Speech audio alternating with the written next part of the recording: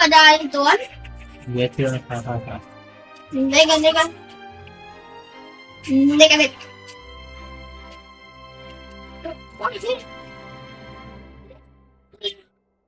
Hindi ka na. Hindi ka na.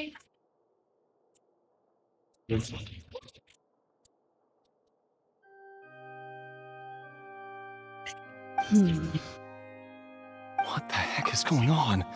Did I just see an Archon surrender to a human? Wow, how utterly humiliating.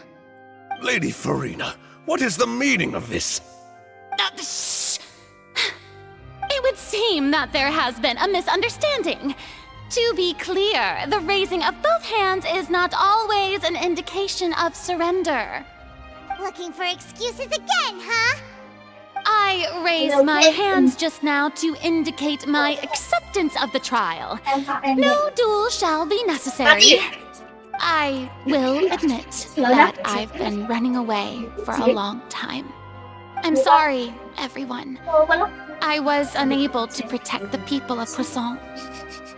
It is my duty to stand trial for my crimes. You are not the only ones to be disappointed in me. I, too, am exceedingly disappointed in myself. But now, it is time for the Hydro Archon to show you her courage and resolve. I, Farina, will use this trial to show the world the true meaning of justice! This time, I will protect you. Applaud and rejoice! One of the most outrageous and fantastical arcs known to the opera epiclese is now unfolding before your eyes. Mark my words, this shall be one of the most exhilarating and brilliant shows ever to grace the stage of Fontaine! The trial of the Hydro Archon, Focalor, will now begin! Woohoo! Oh, now we're making history! Why does it feel like Farina just took over the whole thing? Like, come on! Didn't she just get forced to stand trial for her crimes? Also, even though she's still acting super dramatic, she is taking this seriously this time, right? All right, then. Who will be my opponent in this trial? The court asks the prosecutor to please take the stand.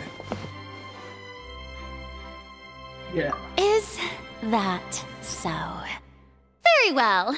Then please speak, witness of Tivat, my accuser and fated opponent.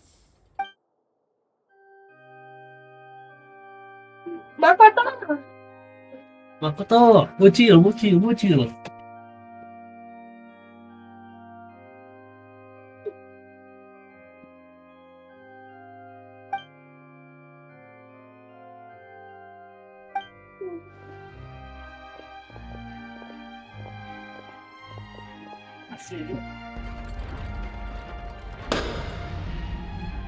Also, please allow me to ask, as a final question before the trial begins. Just how much work did you do to force me onto this stage? Well, we did do a lot of prep after the meeting that day. I can go over the tasks assigned to the Spina di Rosula, since they were rather straightforward and easy. Navia, the president of the Spina di Rosula. Most of the people who participated in the disturbance this morning were my subordinates. They changed into plain clothes and came to the Opera House as regular audience members, waiting for the perfect opportunity to incite insurrection against you. The people's resentment against their Archon has been building as more and more of the prophecy is fulfilled. A spark was all we needed to turn smoldering anger into a flame. Moreover, according to our understanding and analysis of you, when something like that occurred, you would likely flee the scene and head to Poisson by yourself. So, we arranged for a second group to lie in wait there. So, you mean... the ones who scoured the settlement for me were also from the Spina? And their goal was to force you to step into the giant magic Oh, no, box no, no. so you may personally participate in the greatest magic performance in all of Fontanian history. That's right. That house was a magic box, rather than someone's residence. As the super ultimate version of the setup that I used when I first performed at the Opera Epiclese, the volume of the box was increased by a whole order of magnitude, and the distance it traversed was the entire gap between Poisson and Araneas. Its cargo, of course, was an Archon instead of a human. My thanks, Farina. Without your help, we could never have pulled off such an extraordinary performance. You're welcome? Of course, this performance was only made possible with Father's support. The House of the Hearth spent a massive amount of labor in Mora to pull this off. We had to select a location, construct the giant magic box, dig a tunnel, and open up a path through the water. It was a lot of work for all of us. So, in other words, the earthquake that we felt within the giant magic box was just a normal tremor from the transportation of the whole house? That's right. It wasn't a sign of another disaster to come. Then, I can guess Nervilette and Cloran's parts. You gathered a crowd, prepared a stage, and made sure that the champion duelist would be immediately ready for a fight. Also that as soon as I appeared on the stage, the trial may commence without a hitch. Am I right? Yes, that is correct. Well, Clorand, I must commend you for your courage. Only the most outstanding champion duelist in all of Fontaine would accept a duel with an Archon without flinching. Thank you.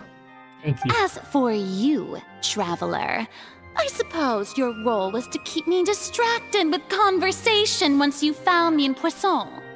You'd make sure that I didn't notice anything amiss before revealing yourself as my prosecutor once we'd arrived onto the stage. You guessed. Oh? No.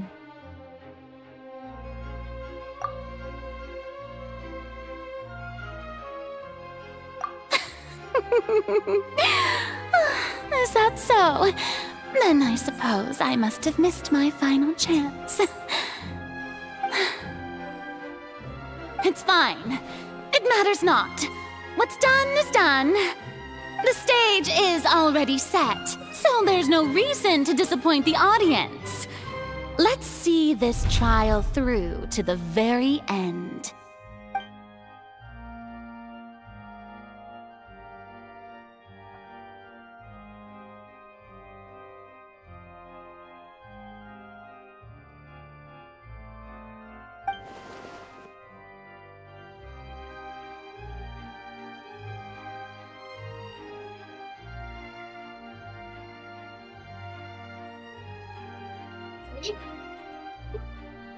Thanks, thanks, Tia. Wait. Wait a minute. This you and who is this motherfucker? Sir Prosecutor, please allow me to pass this along. This is a document that Miss Charlotte applied for and received permission to share with you during the trial. According to her, it should speed up the proceedings. Huh? Charlotte wanted to give us something? Oh, so she's here too! Hey, Charlotte! Oh, let Paimon see. Isn't this the exclusive interview that she did with us before? So she's already finished it, huh? Wait, then that means this document is a perfect timeline of everything that's happened ever since we stepped foot in Fontaine! So in other words, we can refer to this anthology of evidence every time we want to use something from our journey as evidence for an argument. Let's quickly confirm the information in it. Just think of it as a refresher, alright? You defeated the Hydro Archon in the very first duels you took part in at the Opera House. That's one for the history books, all right. I didn't think that you'd wind up getting to the... This is the first time Monsieur Nervilette had a difference of opinion with the Oratrice. Even the Hydro Archon can't figure it out. A Fatui Harbinger.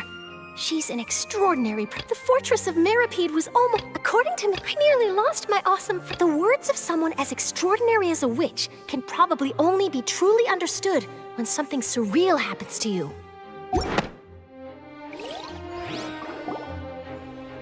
The prosecution and the defense are both in position. The trial shall now begin. Oh, come on, Nervylette. There's no need to repeat all the unimportant legalese. Just fast forward to the part where the prosecution lays out my offenses. As the defendant and the lead actress of this performance, I still haven't even been informed of my supposed guilt in all of this. Of course, it is only natural for humans to struggle to understand the actions of a god. However, you will need more than that to convict me of a crime. That's true, but my charge here is unrelated to your conduct as an Archon. Instead, I would like to charge you as a fraud who's never been the Archon in the first place. Wait, what was that? Wait, what was that? Lady Farina's a fraud?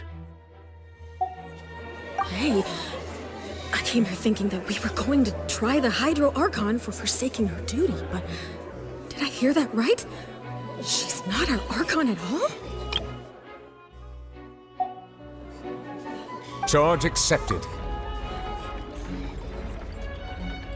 Lady Farina, do you plead guilty to the charge?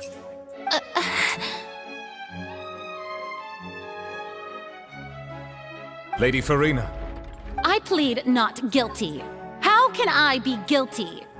There is no way that I, Focalor, otherwise known as Farina de Fontaine, a member of the Seven and the Regina of all waters, kindreds, peoples, and laws of Fontaine, could be anything other than your true Archon. Yeah, even though Lady Farina can be rather eccentric, isn't it going too far to doubt her very identity? Yeah, I've never questioned her identity either. Sure, Lady Farina can be super irresponsible, but what grounds does that prosecutor have to make such a huge claim?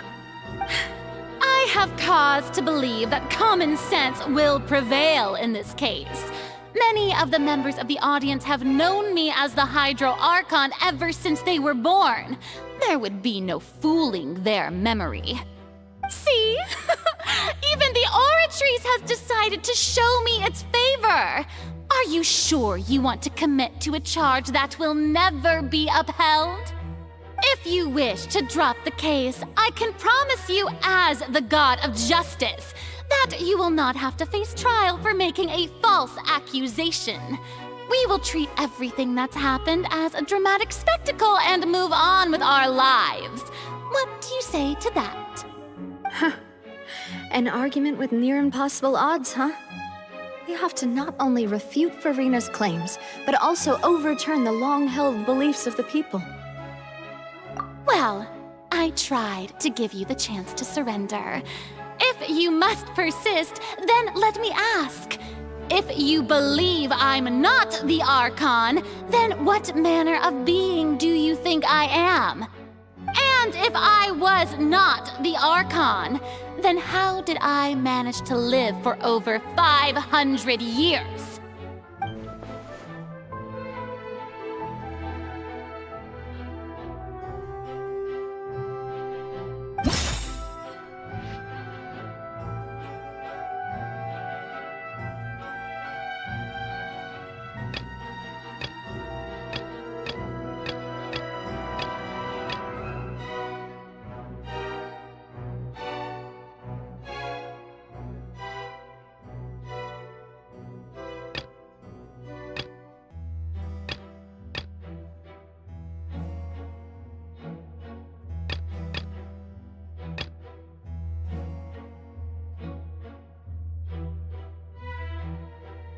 Oh. First of all, you may be a member of another long-lived race, which would allow you to naturally possess an extended lifespan. And second of all, even if that wasn't the case, there could be other ways to extend your life. Who gave you that idea? Was it the knave? You'd sink so low as to use a harbinger's words against me. A curse? I once thought it possible that the aura of an Archon might naturally resemble a type of curse. But in light of this claim, perhaps what I sensed was not your divinity, but a curse after all. Neuvillette sensed it too, huh? Lady Farina is actually a human? Well, it is true that it's extremely difficult to tell humans and gods apart just by looking at them. It's not impossible.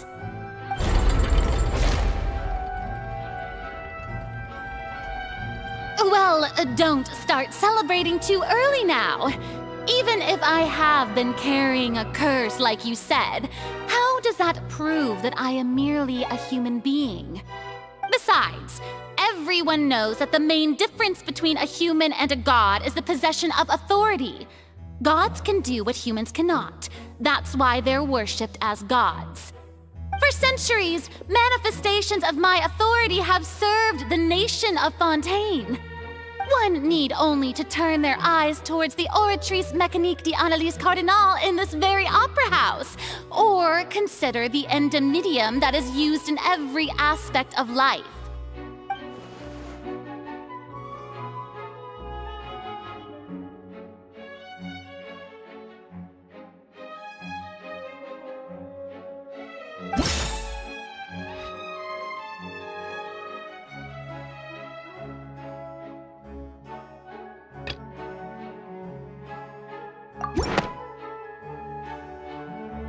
You tried to reference the Oratrice.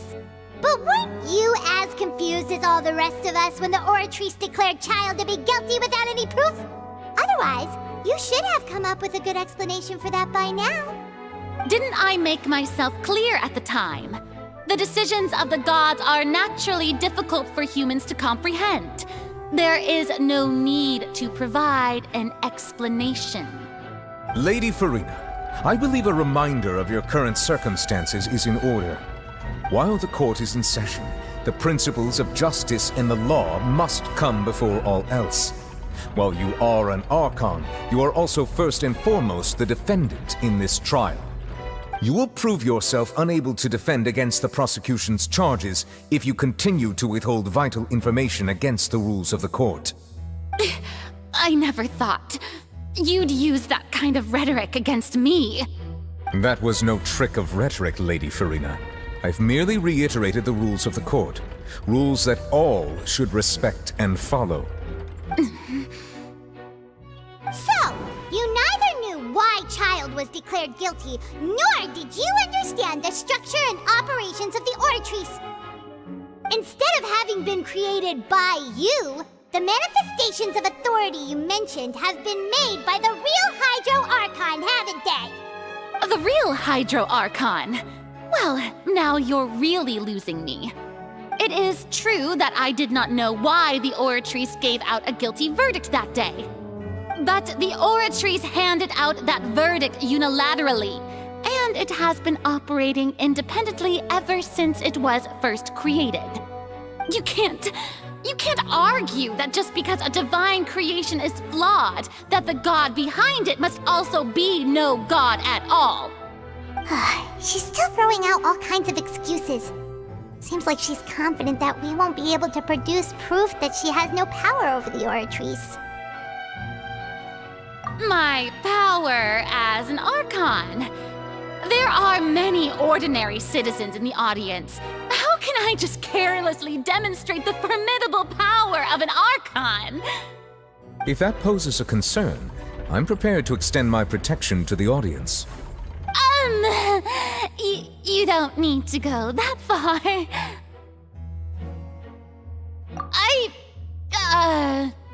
Okay. Aren't you the Hydro Archon? Or is it that you can't even wield the power of Hydro, much less the authority of a god?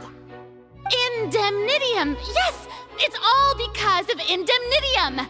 All Archons derive their power from the faith of the people, and I've converted the people's faith in justice into Indemnitium! Thus did I give up all of my divine power to provide everyone with energy for their daily lives. Have you ever seen a more magnanimous god? Isn't that a huge stretch? Yeah, no matter how generous an Archon can be, how could they give up all their power? Can a god with no power even still be called a god? It seems like nobody's buying Furina's excuse. Hey, come now, everyone. Please don't stare at me as if I was a liar. I'm still the same Furina you knew, right? The one that you loved. Shouldn't you want to believe in me? Please? You've got to believe me. If what the prosecutor said is true, she really has committed a grave offense. Did she deceive all of us? And all of our parents and grandparents too? And all of our ancestors? Ever since they were born? Enough! That's enough. Tell me then, if I'm not the real Hydro Archon, then who is? If you have no evidence of another Hydro Archon's existence, nor can you find anyone who can back up their claim to be such, then what grounds have you to say that I'm not actually the real deal? Wow, she came up with yet another argument. How can we refute her now? Seems like she really doesn't want to give up.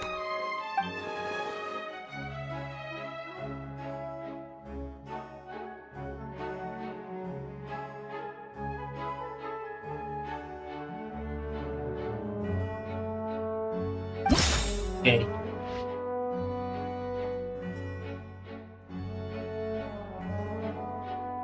Yeah.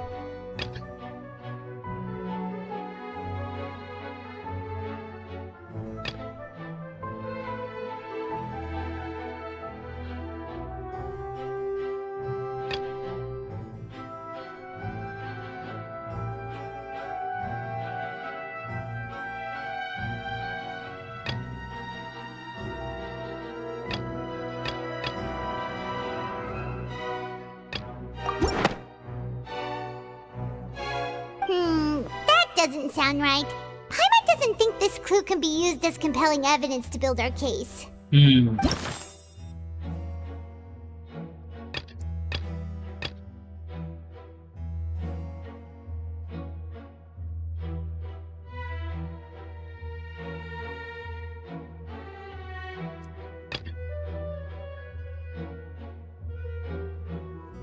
See.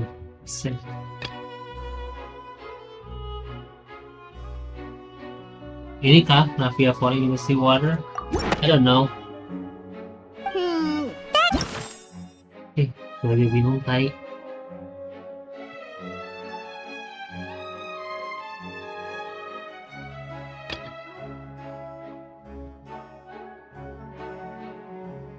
Or maybe this one.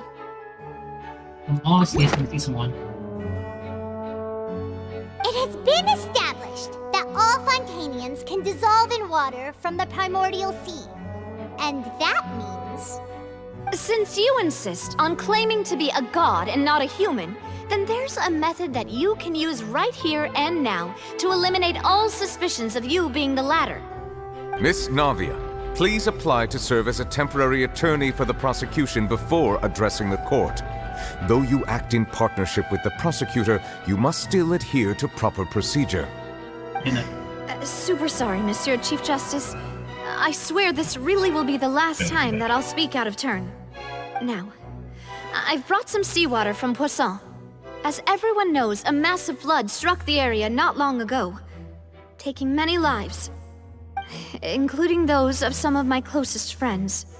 So, Miss Furina, would you dare to touch some of this seawater? If we are to believe that you are indeed the real Hydro Archon, touching this seawater would have no effect on you. All it should do is strengthen your case. But if you don't dare to touch it, then we would have basically proved the reverse. Oh, and I must remind you that after the disaster at Poisson, nobody wants to see any more people dissolve. I do hope you'll act prudently and choose the simpler path of admitting guilt. Navia from the Spina di Rasula. The Spina has governed Poisson for many years. I guess her suggestion is valid. If Lady Farina is indeed just a human, she's probably Fontanian like all the rest of us. Would she really dare to try?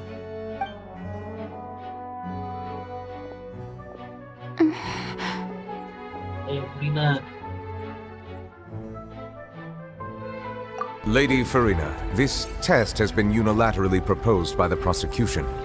As it falls outside the realm of standard court proceedings, you possess the right to decline participation.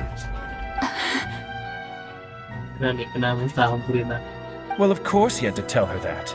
But refusing to participate is basically the same as a confession of guilt. She's just staring at the water without saying a single word. It really does seem like she's quite terrified of it. That could only mean... What's going on? Is she really planning to... that's not what we thought she would... Due to the inherent risk of the test, Lady Farina, you may...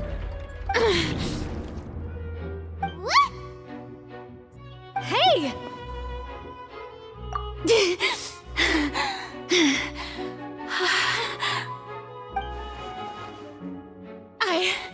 I'm fine! Look at me, everyone! My hand is still here! I haven't been dissolved! Will you believe me now? I really am your Archon! I'm nothing like a normal human who would fall apart as soon as they touch this water! Really? Was this not the most obvious thing in the world? Miss Siegewin? If you're present, Miss Siegewin, please come forward and attend to the defendant. Siegewin? Don't be nervous. It'll just take a few seconds. Let me see. That should be enough. Please announce the results of your evaluation to the court, Miss Siegewin. As everyone doubtlessly saw, Miss Farina was displaying symptoms of hyperventilation and flushed skin. These indicate that she was experiencing the adverse effects of exposure to primordial seawater. The extent to which she was affected is the same as other humans when exposed to primordial seawater of a similar concentration. Thank you, Miss Siegewin. Lady Farina, you may return to the defendant's stand. Oh, wait. What did she just say? I didn't get dissolved! Shouldn't that be enough to prove my innocence? Well, considering your tendency to run from your problems, we did originally prepare a direct sample of the seawater around Poisson. However, after extensive discussion, we exchanged it for a sample that is not concentrated enough to dissolve an actual human. After all, on the off chance that something entirely unexpected might occur, we don't want anyone else to lose their life to the sea. Yeah, so out of regard for Farina's life, you secured a low-concentration sample and asked the head nurse to serve as an expert witness. It's a great thing that the direct sample wasn't actually used. Farina could have... I can't believe... You... Wah, makin saya boleh.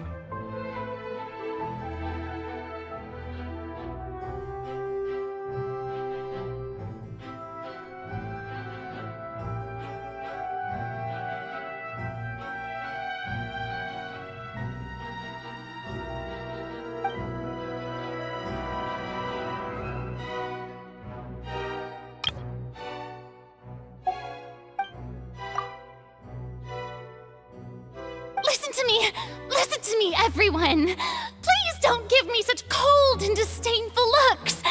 What happened just now didn't prove a single thing! Think about it! How can you conclusively prove that an Archon can't also be affected by the primordial seawater? Also, if I was really just a human, why would I dare to just put my hand in that kind of water?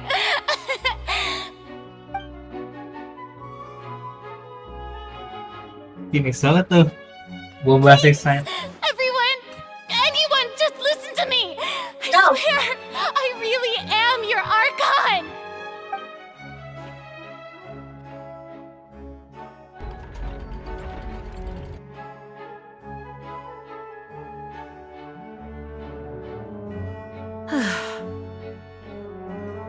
I don't think anything she says at this point will sway anyone.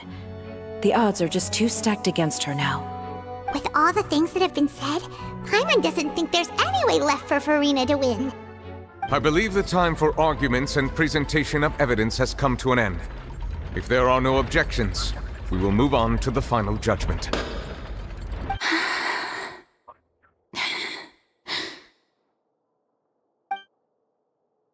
I don't think anything she says at this point will sway her. She's too stacked against her now.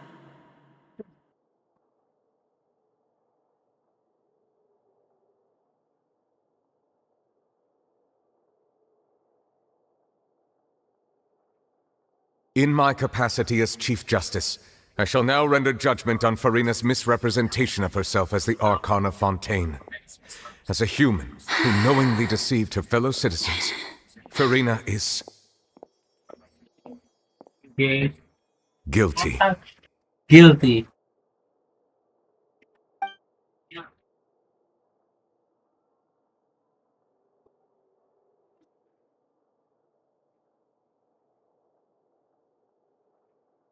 We shall now turn to the Oratrice Mécanique d'Analyse Cardinale to render the final verdict on the charges.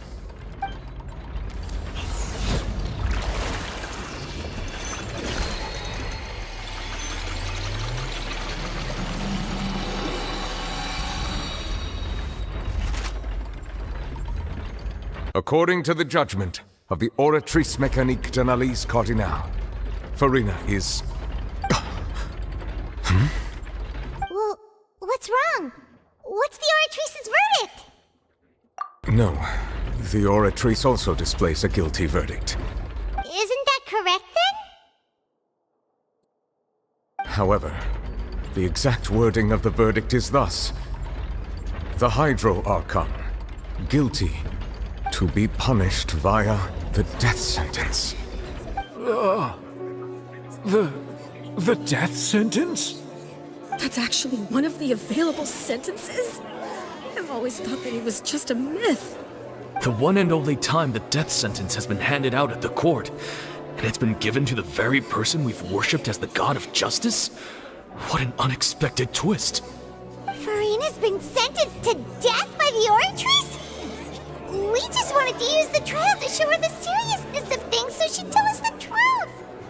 How did things escalate this quickly? This outcome is indeed quite strange. According to Fontaine's current definitions of justice, as well as its recommendations for criminal sentences, is this sentence really appropriate for the crimes that have been committed? Yeah! Even Fauché wasn't sentenced to death by the Oratrice. You know, the real evil mastermind behind the serial disappearances case. Indeed. Not only is Furina's sentence overly excessive, the very point of our trial today was also to prove that Furina has never been the Hydro Archon in the first place. But now, the Oratrice seems to have deliberately invoked the title of the Hydro Archon. What does this mean?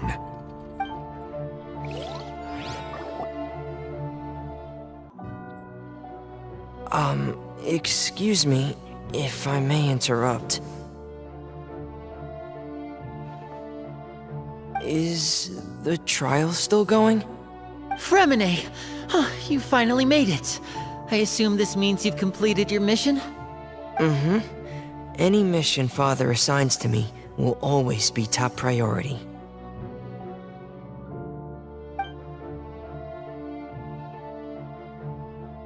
Is that the first prophecy slate? Huh. So the knave privately arranged for Fremine to try and find the missing slate. I looked everywhere and finally found it at the bottom of the sea. It took me a long time to get around some dangerous stretches of water. But has the trial already concluded? Then... doesn't that mean I've come too late? Oh no. Father will be disappointed in me. Thank you for your hard work, Mr. Fremine. Please allow me to review the record left on the slate. Traveler, I believe that you have already seen the other existing slates, and would like you to come here and confirm their contents.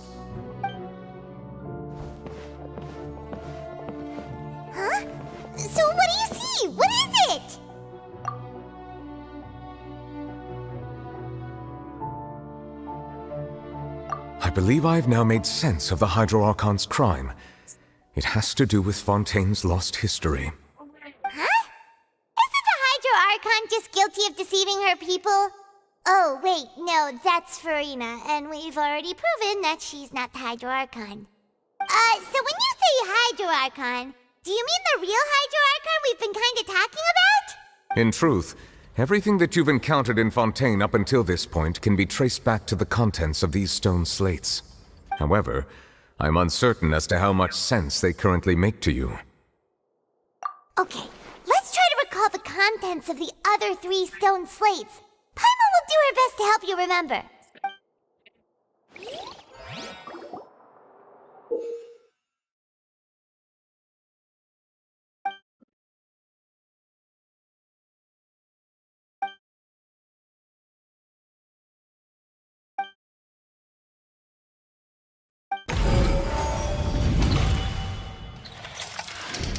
The first stone slate describes what you just said. It seems to show the previous Hydro Archon using her divine power, and then the Oceanids turn into humans. Does that mean that Fontanians are transformed Oceanids? Oh, Paimon wasn't expecting that. But if Oceanids can turn into humans, then perhaps this process can be reversed as well. The second stone slate shows Celestia floating in the sky, and the Hydro Archon and her people worshipping it together. But the heavens still brought judgment down upon them. This must be the point when the Hydro Archon and the Fontanians were branded with their original sin. Does this mean that the original sin and the Hydro Archon sin are the same thing? The third slate shows the Hydro Archon sinking into the sea surrounded by many people. Huh. That reminds Paimon, didn't we also watch that happen to someone else? Well, the fourth slate is the prophecy the Fontanians have been talking about. People dissolving into the sea, the Hydro Archon crying on her throne, and so on. We didn't believe that such a crazy disaster could happen at first, did we? But after that incident, it was just a question of when and not if.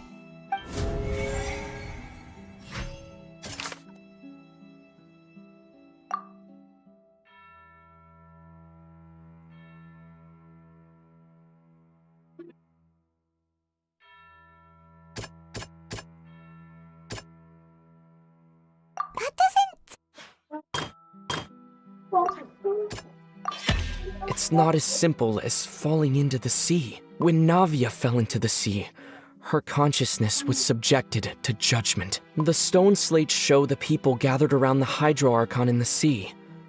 Could that be alluding to the same thing?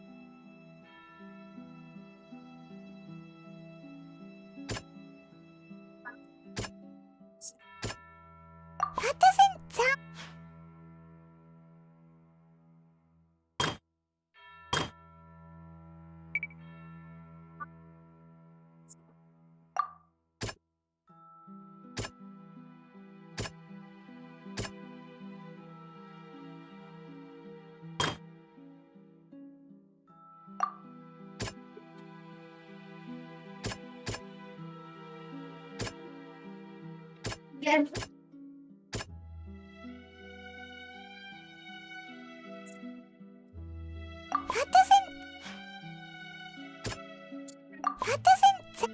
Aduh,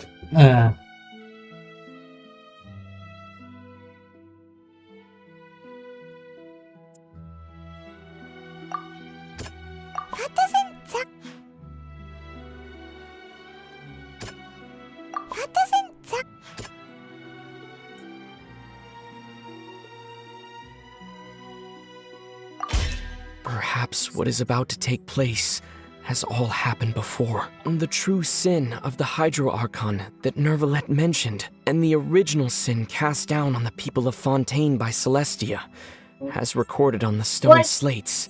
Yay! Got a nice bit of gold there. Now I'm gonna bury it. Not my booty cheeks. Just turn it into a steam bath and put the coals out. You want to make really sure you don't have any live coals that aren't company grade. The prophecy from the stone slates found its way into society, but not many people believed it at first. The fortress of Meropide was nearly flooded with primordial seawater, which we know can cause Fontainians to dissolve. It seems increasingly likely that the prophecy may come true. If we hadn't dealt with it in time, things could have gone very badly.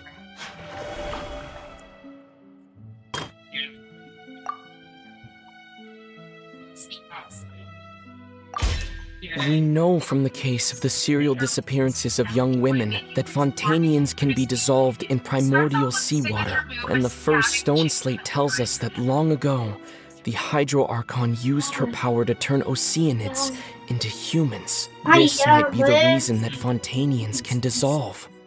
I know, you're gay as fuck. They'll dissolve into the primordial sea but won't cease to exist. Their essence will flow in the seawater, converge, and take the form of an Oceanid. Okay. The Hydro Archon was sentenced to death in court, shocking everyone present. Perhaps this means that her sin was actually Fontaine's original sin. Navia fell into the water inside those ruins, and she nearly dissolved. She was surrounded by the people of Poisson in a court within her consciousness, and was forced to take part in a trial meant to make her stay. The eruption of the primordial sea at the fortress of Meropide was the surest sign that the prophecy was about to come to pass no matter what.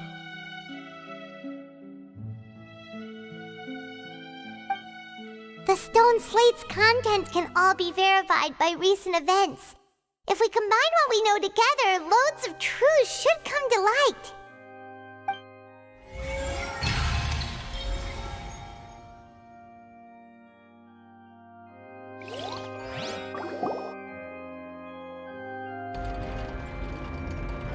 Huh? Oh, Paimon gets it now! So that's how you can make sense of it. But then it feels like we're going to have to share some truly shocking revelations. Let's hear them. Incredible. Linny, did you hear that? We're not real humans. All Fontainians were originally created by the late previous Hydro Archon, with Oceanids as their basis. The evidence for that can be found in how only Fontainians could dissolve in primordial seawater, and how all the girls Vacher dissolved were also turned into Oceanids. Oh, and according to Navia, when she was about to get dissolved, she also saw everyone gathered around for a trial, all of them in the shape of Oceanids. Indeed.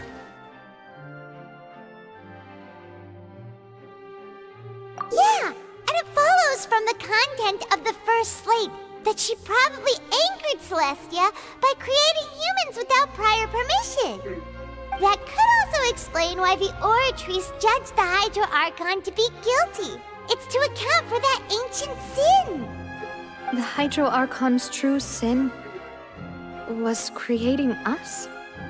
And yet, after many hundreds of years, the Hydro Archon's creations have turned around to try to judge the Archon within the Opera Epiclese. The twists of history are often the most unexpected of all. Yeah, isn't the image here just like when Navia fell into the sea? So wouldn't it be trying to show the image of the Hydro Archon also falling into the sea once the prophecy has been fulfilled in the fourth slate? In the end, the people will all be dissolved into the waters, and only the Hydro Archon will remain weeping on her throne.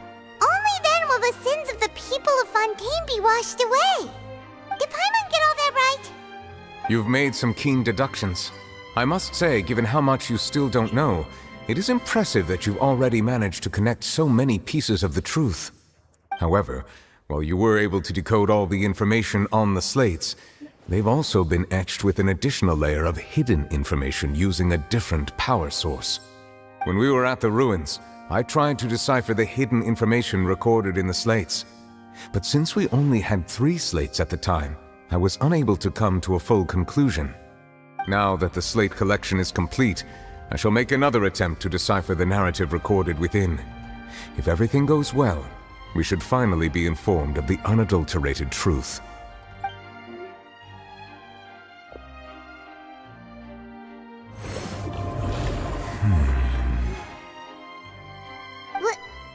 Well? Did you get it? I believe I should share this truth not only with you, but with all the people of Fontaine as well. I will try to briefly summarize it for you.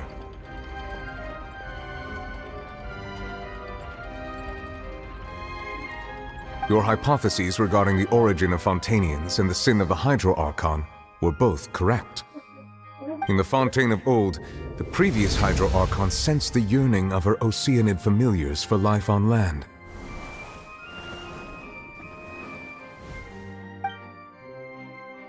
The Oceanids were enamored with the beauty and romanticism of human beings, and wishing to have those experiences for themselves, expressed to the Hydro Archon their desire to become of a similar kind. However, even though water as an element is intricately linked with the power of life, the Hydro Archon, as one of the 7, did not possess the authority to create a new form of human life. Not one to give in, she eventually found a way to create permanent humanoid bodies for her familiars by appropriating the power of this planet's primordial sea.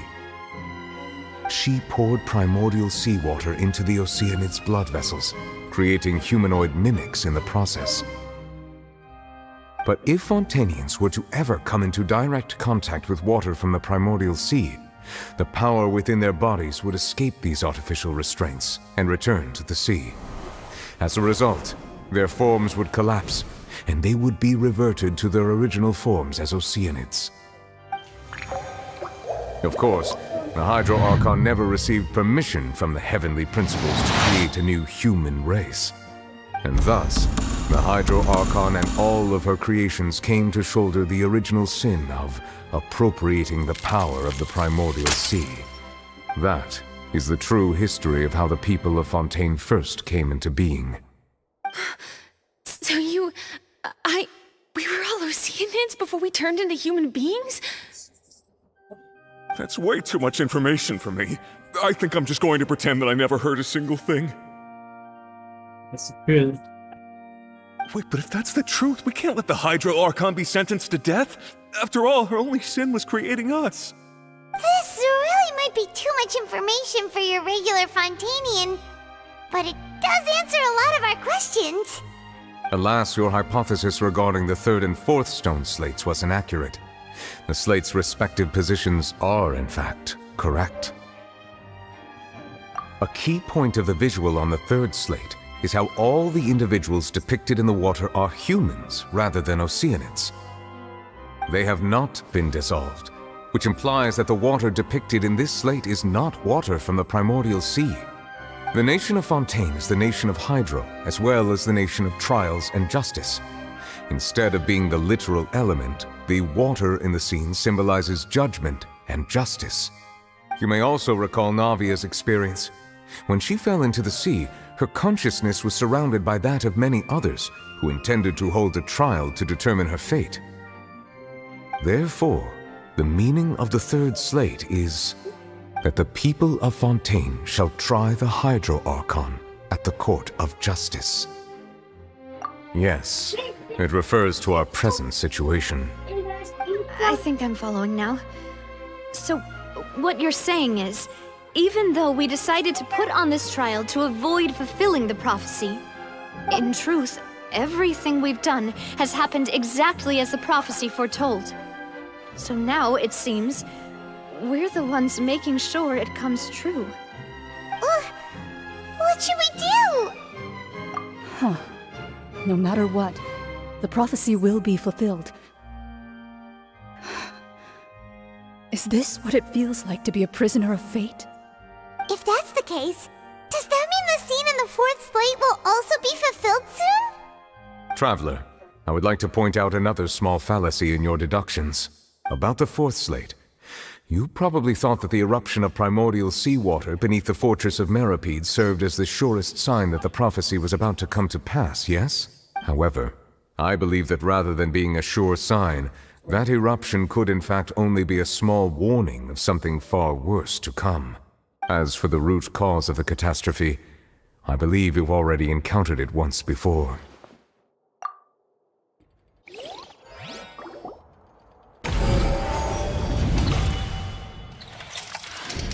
This eruption was just a small warning of the things to come.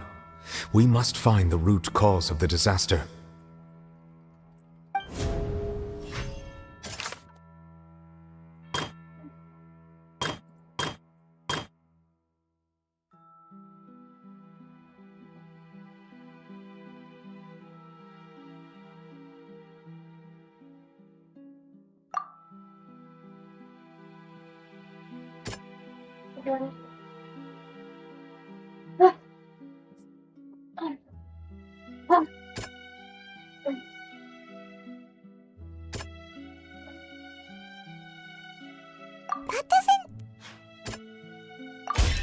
It was both dream and reality.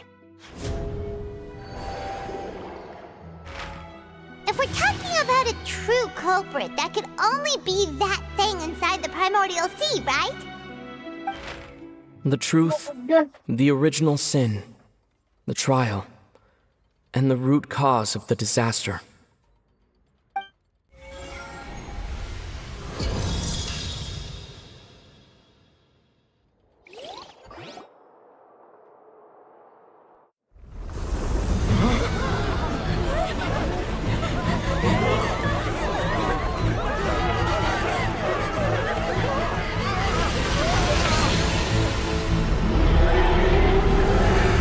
Ayo, pesawat itu. Iya, pesawat bocil. Sini.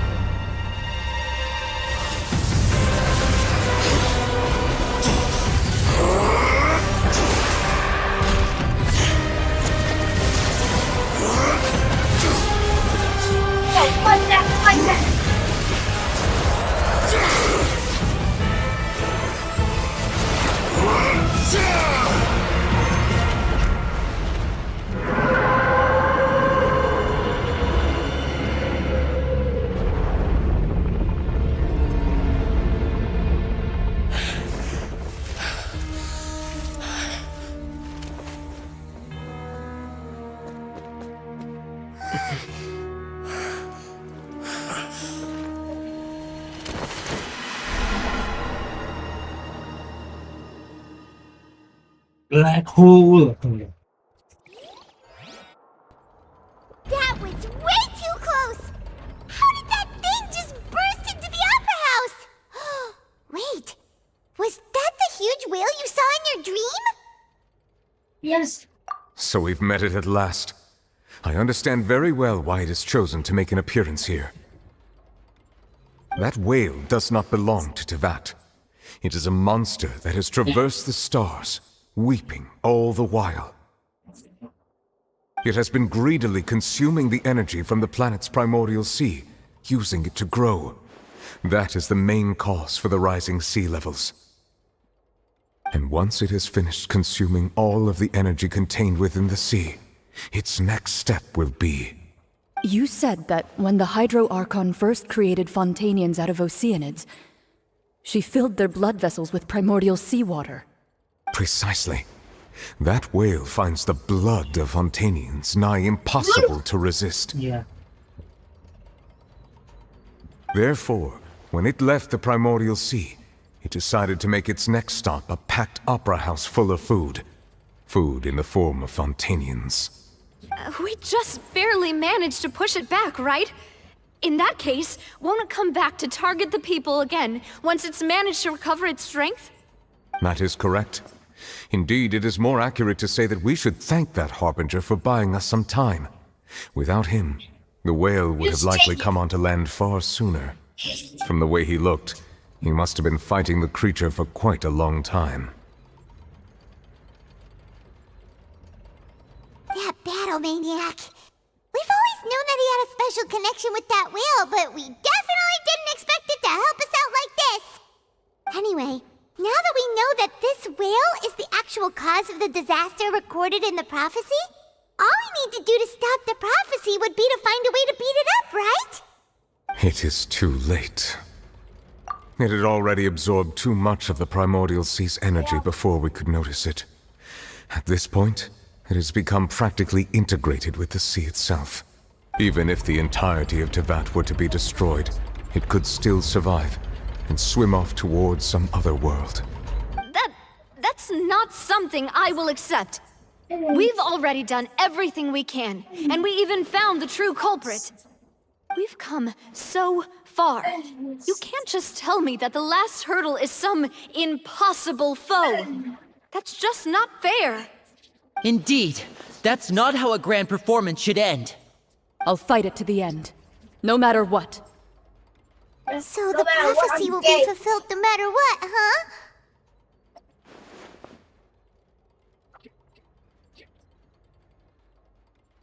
The prophecy. Yes, what has been prophesied will be fulfilled. You may view such things as the history of the future.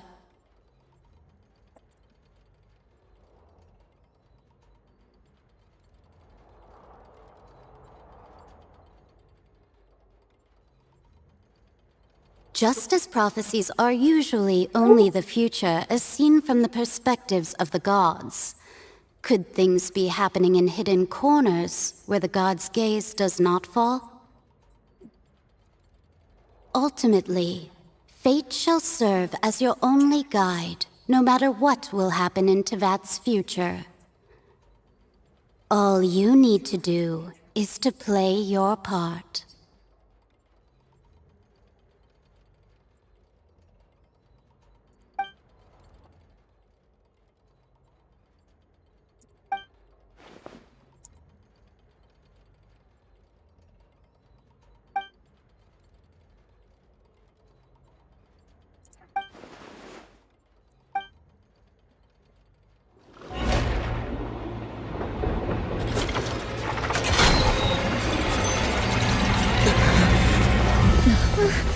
What's happening with the aura trees?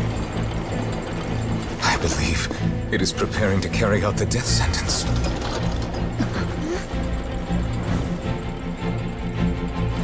Furina!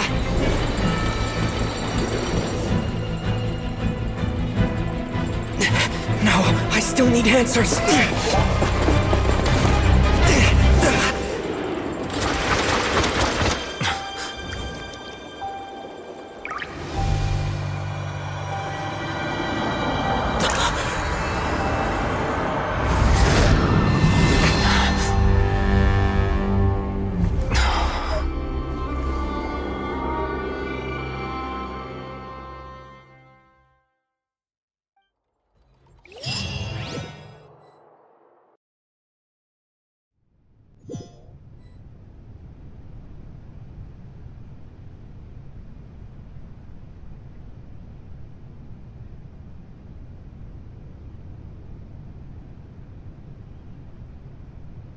You...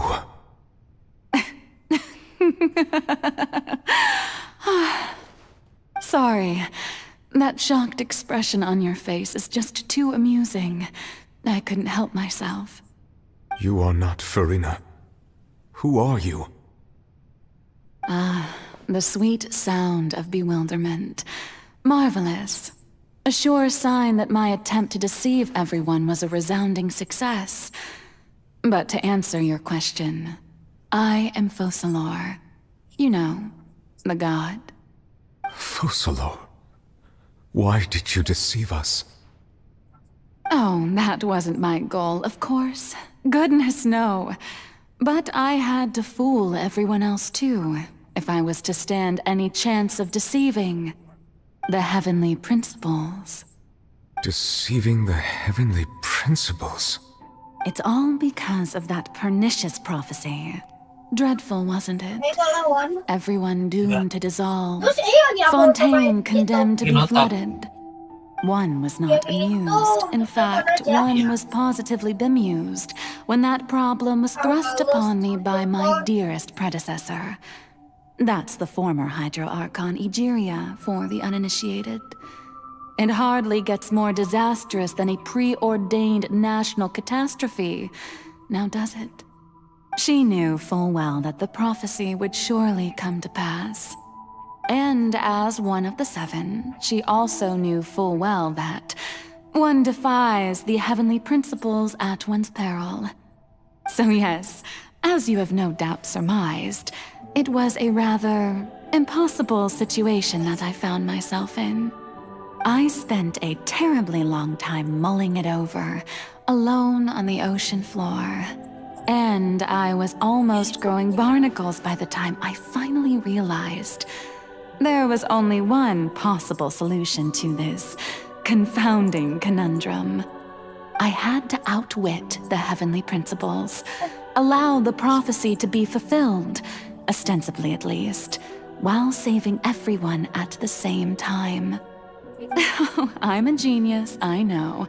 I can only assume that's why Egeria chose me as her successor. Although, looking back now, it was hardly the inheritance one dreams of. Between the task of saving the nation, the quotidian duties of the Hydro Archon, and not to mention the original sin of creating a new race of humans, I dare say she left me quite a colossal mess to clean up. But one can only play the hand one is dealt. I did not choose this, any more than I chose to be one of her Oceanid familiars. So you were also once one of the Oceanids, transformed into a human by Egeria's hand? Yes, I was. I always dreamed of becoming human. And I still do, even now.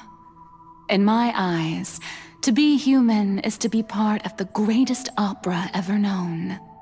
After becoming a god, I separated my divinity from my body and spirit, leaving behind only a self that was as naive and bewildered as my past self on her first day as a human being. The me you see before you now is that divinity.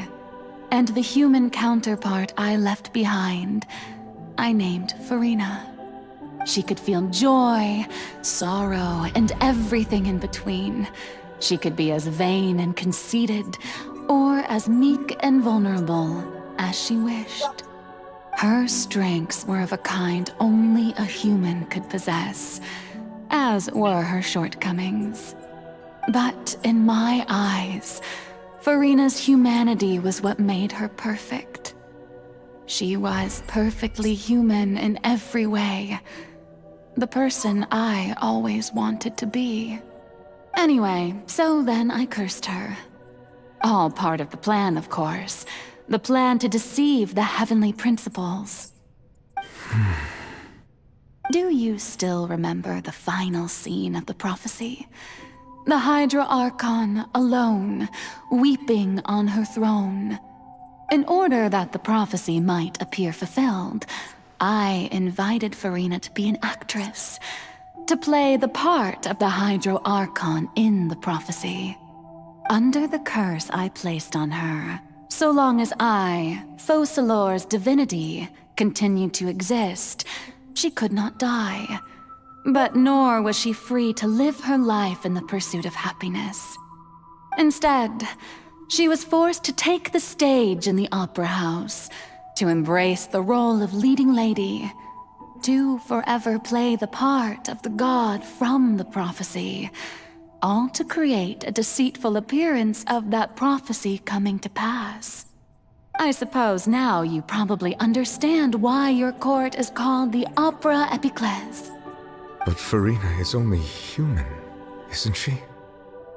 Even though she has had a long life, her mind is no stronger than that of any other ordinary human being. I cannot begin to fathom what she has had to endure. It must have been torture for her. It has indeed. And although she is, in a sense, me in human form, I most definitely owe her an apology for it.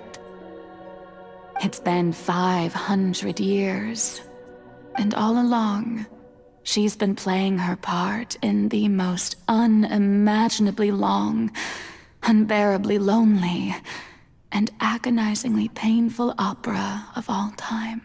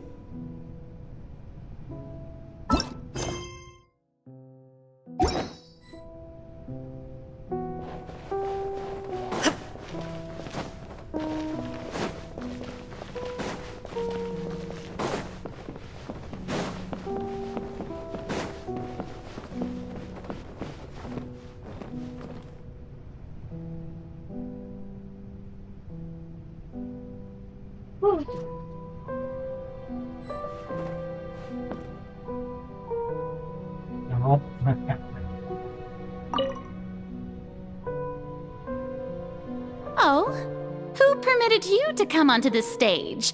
Now, I understand your admiration for my august self, but I must ask you to keep to the rules. All right. It is not my intent to reprimand you. There is no need to state your name. Just be off with you. Do not distract me from my performance. Oh, do not jest. Can you not feel it? I am Focalor. The eyes of countless Fontanians are upon me. I must, at all times, display the utmost elegance and nobility.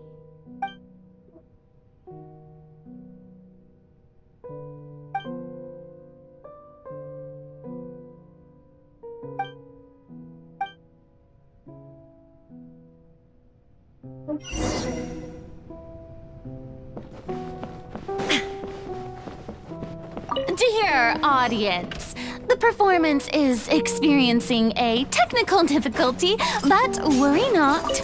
The guards shall resolve it soon enough. Hold the line! Ha! Ha!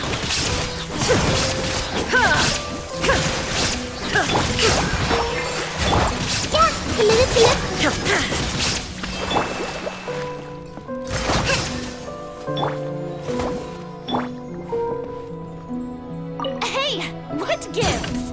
The audience is still watching me, you know. Guards? Wait, where are the guards? Guards!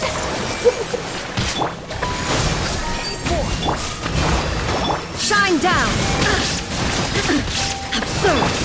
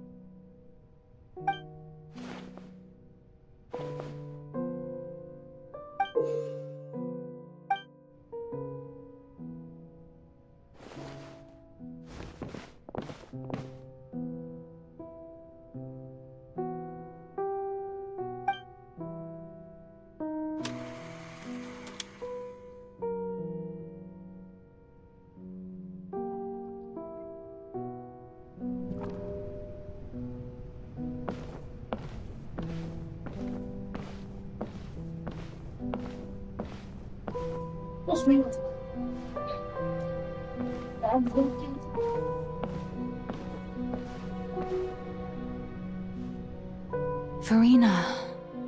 Farina. What, nigga? Who's that?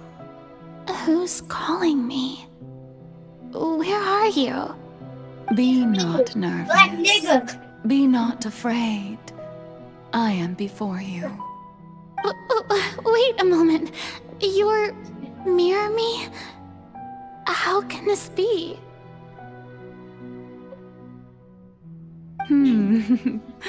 Mirror you, huh? You know what? That's not bad. Let's go with that. Mirror me. What do you wish to say? The prophecy. Have you heard of it? What prophecy? Wait. I know. I think. I don't know why, but it's in my head somehow. The people will all be dissolved into the waters, and only the Hydro Archon will remain, weeping on her throne. Only then will the sins of the people of Fontaine be washed away. Oh, very good. You know it well.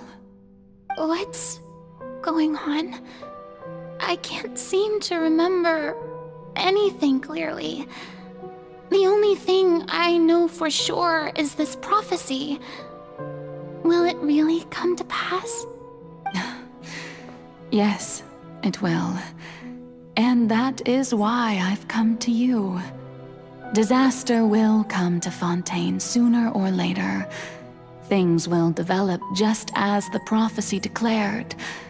There is no escaping it. But doesn't that mean everyone will die? I'm a Fontainian just like them. Will I dissolve too? Oh, don't worry.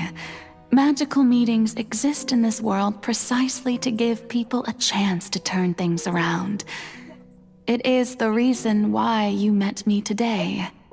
I will tell you how to save everyone, but you may have to suffer somewhat. Oh, so there's still hope after all. Goodness, you frightened me. You spoke so much and with so much certainty. As for the suffering, well, I will admit that the first thing that came to mind was, why do I have to be the one to suffer? But if the prophecy will come true, I'll also die anyway, right? So if I've already met you as my magical meeting in this world, if there were scales, with all the people of Fontaine on one side and my pain on the other, is it not obvious where the scales should tilt? You truly are the perfect human, my ideal. I suppose this would also be the justice that belongs to you. Huh? Don't worry, it's nothing. Listen well. Fontaine has just lost its Hydro Archon. I need you to play a role, that of the new Archon. Play as a god? That's right. You must begin a never-ending masquerade. You must never let anyone suspect your identity. If you can keep it up, then I shall have my way of defying this prophecy. But should your identity be revealed, then all hope will be lost. But how will I do this? A human assuming the role of a god without being exposed. Don't worry. What you must do is not to turn yourself into a real god. You simply need to play the role of a god as humans imagine them to be.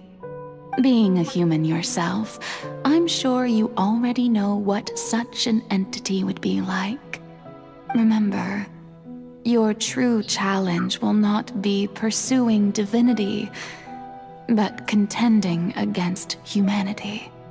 I'm still not sure I understand, but I'll try. I'll try to do this.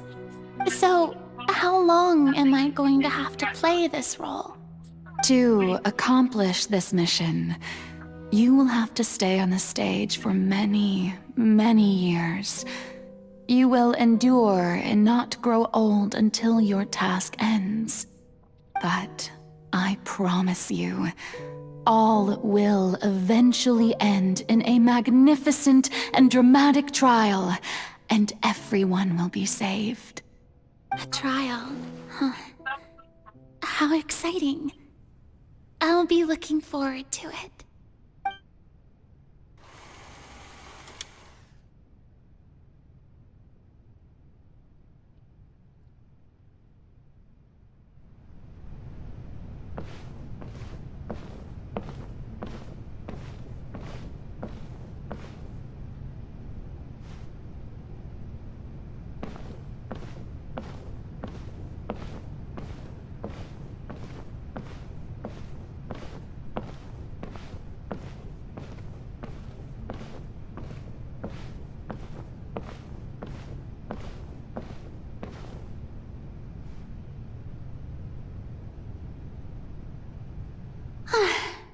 The Maison Cardinalise has announced my accession, but this is my first time facing the people. What should I say to most appear like a god? To be honest, I still don't know. Perhaps I should first try to act natural. Ladies and gentlemen, good evening, and welcome to the Opera Epiclese. I'm sure you've all heard about how I have taken on the role of Hydro Archon. Indeed, I am Verena de Fontaine, your new Archon. In truth, I know little about becoming a nation's new god, but it will be my honor to guide you all. As the god Focalor, the god of justice, I shall do all within my power to lead you into an age of fairness and justice. Once again, thank you all for coming. If you should have any questions or suggestions, please send them to the Maison Cardinalise. The future of Fontaine will require us to work together, after all. This should do it. I thought I might stammer, but thankfully, I was able to convey my thoughts just fine. Okay, and next. That's the new Hydro Archon. Is this some kind of joke by the Maison? I would have thought that a being that surpasses humanity would be a bit more assertive. Hey, did you hear that? She even told us to send her suggestions there at the end. Shouldn't gods be all-powerful? She's being so modest. What's the difference between her and an ordinary person, then? If you ask me, perhaps the succession didn't actually happen. She might just be a Maison back puppet. Wait, what's going on? Why is everyone suspecting me of being a fake? Oh, this is bad. If I get exposed here, there'll be no saving the people from the prophecy. Right. Mirmi said that I just need to play the role of a god as humans imagine them to be. Calm down, Verena. Think. What do the people want? How would they imagine a god to speak and act? Assertive, with a strong sense of presence. One who can dispel all doubt. That is the character I'm fated to play.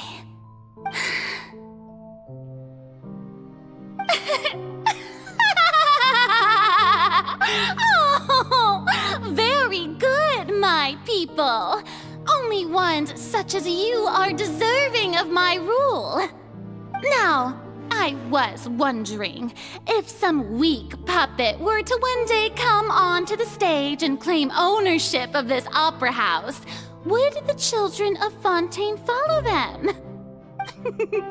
Well, it seems that you would all see right through them.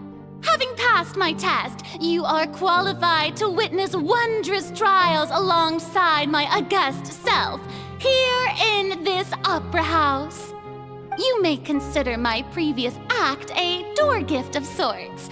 I thought it was a debut that suited the atmosphere. Now then, let us be reintroduced.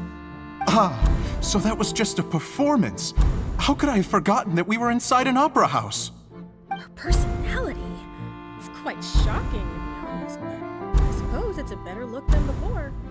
Such a fascinating and bold deity. How wonderful! Our future may yet be bright after all. It seems I've turned them around. Best follow this flow and restart my accession speech. My dear people, whether you acknowledge me or not, whether you trust me or nay, I say to you, keep faith in your ardor for justice.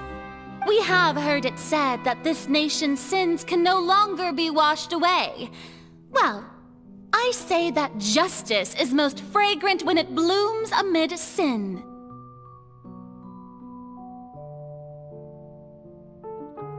No, this won't work.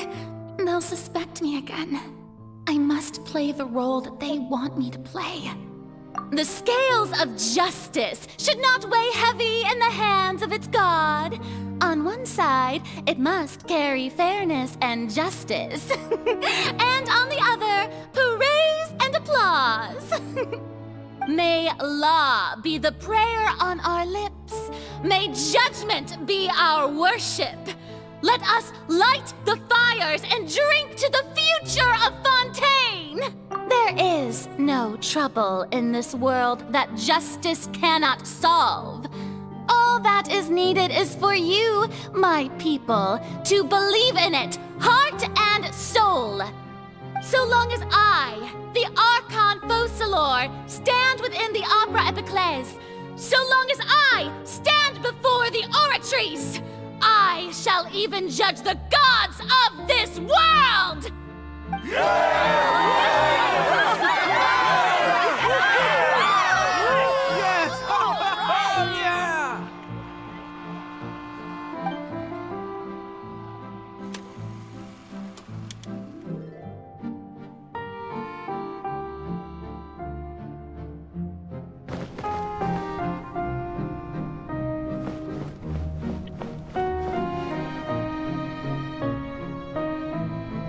Lady Farina, here are today's case reports, as well as a summary of the follow-up for your perusal.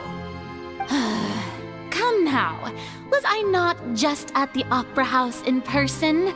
Leave these kinds of things to Neuvillette. Besides, none of these trials were the one that I'm looking forward to the most. If I may be so impertinent, what kind of trial are you truly looking forward to? A magnificent, dramatic, and wondrous trial. A trial to end all things. How could you hope to understand? That's true. I fear I lack the ability to grasp your divine thought, Lady Archon. No need for fright, and do not take what I said before too seriously. Go now, do your duties. The trial I await. It will come one day.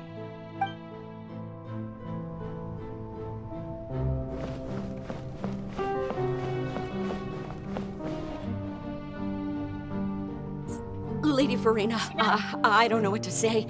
Thank you for agreeing to see me. No need to thank me. Or rather, thank your own sense of perseverance instead. Long have you stood in line to meet me, have you not? Yeah. Oh, I'm afraid that's just an inevitable consequence of my divine charm. All right, Deoteria, is it?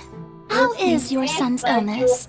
You remembered me, and you knew of my family too. He is doing much better now. In fact, he is far more of an ardent believer than I. He was the one who forced me to seek an audience with you, and to bring your words back to him.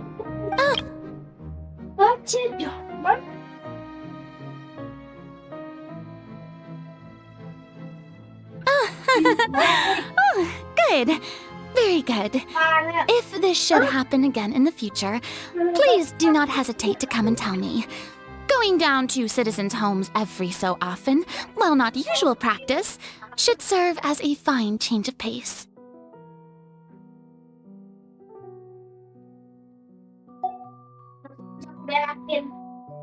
Oh, you're such a gentle and wise god. Thank you once again, on behalf of my son.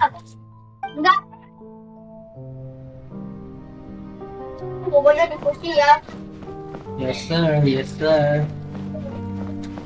Yes, sir. Apa kita main di kursi?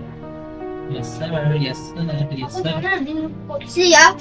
Ngapain kita di sini, bocil? Lady Farina, here are the latest hydrological reports. As for the specific parameters you asked to take note of, I'm afraid things still don't look good. I see. It's as I thought then. As your god, I did already expect this, but I wanted to see how far your human wisdom would allow you to analyze it. All manner of signs indicate that the prophecy will still come to pass. Forget it. That's not something you need to worry about right now. Well, as I understand it, the Fontaine Research Institute is also trying to find a way to counter the rising water levels. Really? Have they found anything? I'm afraid that they haven't found any effective solution thus far. Oh, is that so? Well, no wonder. This issue has reached the realm of the gods after all. Still, their spirit is praiseworthy.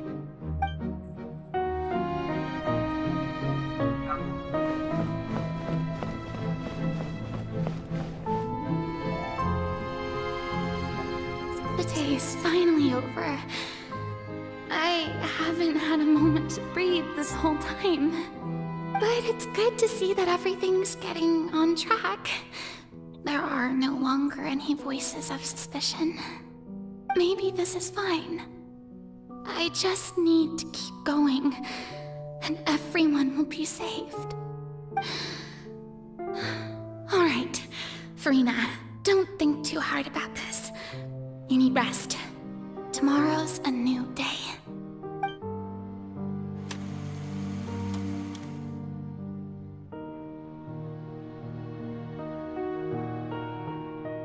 Lady Farina, here are the new trial reports for the latest cases, as well as a summary of the follow-up. There'll be no need for that. I've seen them already. There's no need to go back over scenes I've witnessed in person before. Lady Farina, I've waited so long for this chance to see you in this manner. Indeed, my dear, loyal citizen. This joyous moment is an honor for us both. Lady Farina, we're detecting significant hydrological anomalies near Poisson. Understood. Keep monitoring. Keep me informed should anything come up at the Institute.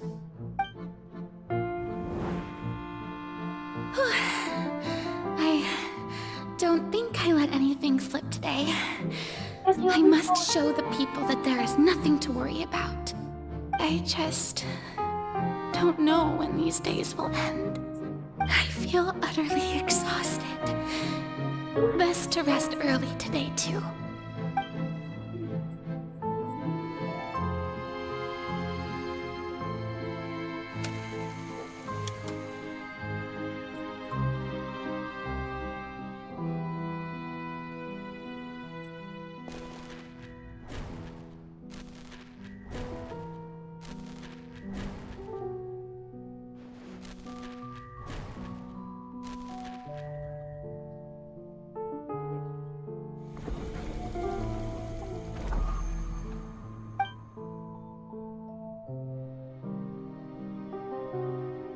Lady Farina, it's like a dream being able to speak with you up close like this. I've heard that the first member of our family who was honored to receive an audience with you was Madame Dioteria, almost 20 generations ago. And what a fine family yours is indeed. It brings me great joy to meet such a faithful believer, a descendant of a line most ardent. Surely you exaggerate, Lady Farina. My lady? What is it, good citizen? Are you crying?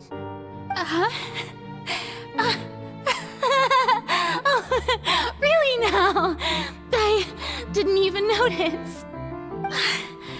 This must be the overflow of hydro from my person.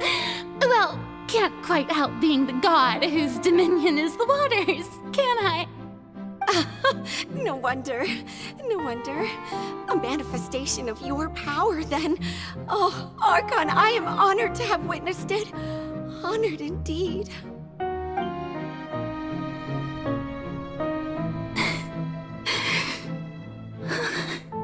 So interminable. So lonely. Just how much longer? Hundreds of years must have passed by now. Perhaps the show must go on for hundreds more. I never imagined that it would hurt so much. Have I reached my limit? No. Perhaps I reached it long ago. Today I didn't even notice my own tears. I want to tell someone, anyone, about this. But would that not destroy all I've done so far? I've conducted so many investigations across the centuries, but there's not even a sliver of hope that we might break the prophecy. All I can do is keep heart. I must maintain this act. It is the only way to save Fontaine. Please, mirror me. You have to succeed.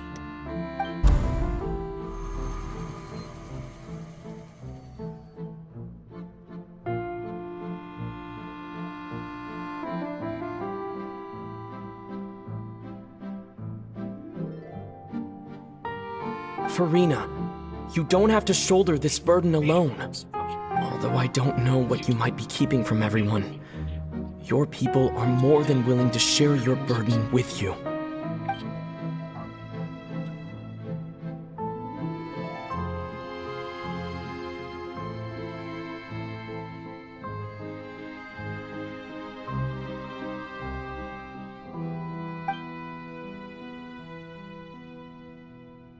Share my burden. That's impossible. It was fated right from the start that this would be my duty alone. But even if your burden doesn't need to be shared, you can still choose to confide in someone. Just share it with me. I'm what you'd call a witness. A witness? Yes, I've heard that you came to Tevat from beyond the stars, yes. In other words, you never belonged here. And if Tevat is, in its entirety, a show on a stage, then you're just a spectator, aren't you? If that's the case... He's right. I could confide in him, couldn't I? But if things don't play out as expected, the people of Fontaine will be the ones to pay the price. No, Farina. You shouldn't be selfish. But what if it's really alright? Farina, you've worked so hard for so long.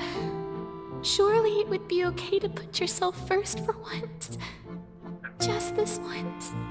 Is it such an outrageous thing to do anyway? To find someone in whom you can confide your frustrations and sorrows? Surely it could not hurt. If you let this opportunity slip through your fingers, it might never come by again. Think about it long and hard.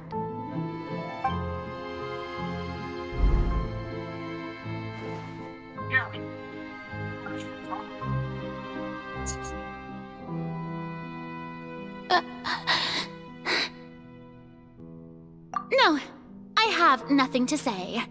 I am Farina, the Archon of Fontaine. Everything will surely get better. All you need to do, dear spectator, is to witness my performance until the curtains fall.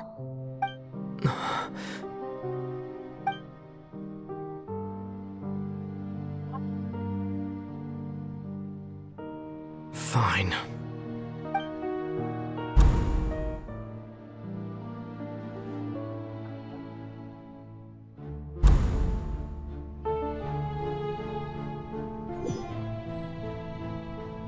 So even Farina doesn't know the truth? You've never once let her in on the full plan? Yes, it had to be done. To deceive the heavenly principles, you must first deceive yourself. She did very well. If she had let her resolve falter even once in these 5 centuries, Fontaine would have been doomed to the most tragic fate. It seems that trusting humanity was the right decision after all. I believe that I understand how your deception works, but that is only half the truth, is it not? How would you build on this foundation to save the people of Fontaine? That is the most important thing.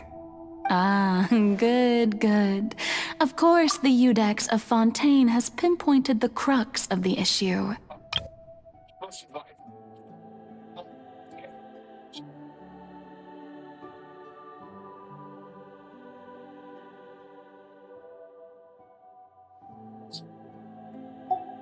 I'm sure you've long sensed that the Oratrice is no simple machine, yes? I've always suspected that it had its own consciousness. And Lenny did mention that he heard a human voice within the core chamber. It now seems that that person was you, hidden within the machine all along. Am I right? And then I became one with the Oratrice, taking Fontaine's gnosis with me. Yes, it would seem so, wouldn't it? Alas, your understanding of this device still lacks sufficient depth. In truth, it is no enactor of justice. It is, in fact, a device created to kill the god of justice. I beg your pardon? Oh, you have it. And to be more precise, not only will the Oratrice take down the god of justice, it will also take down the divine throne upon which she has been placed. I mean, did you think I would be the sort to enjoy peaceful repose while Farina suffered? My work constantly accumulate indemnitium within the Oratrice. But really, some have already discovered that only a small fraction of the energy generated by the device was ever used to provide power to Fontaine. My work over these last 500 years has been to constantly accumulate indemnitium within the Oratrice.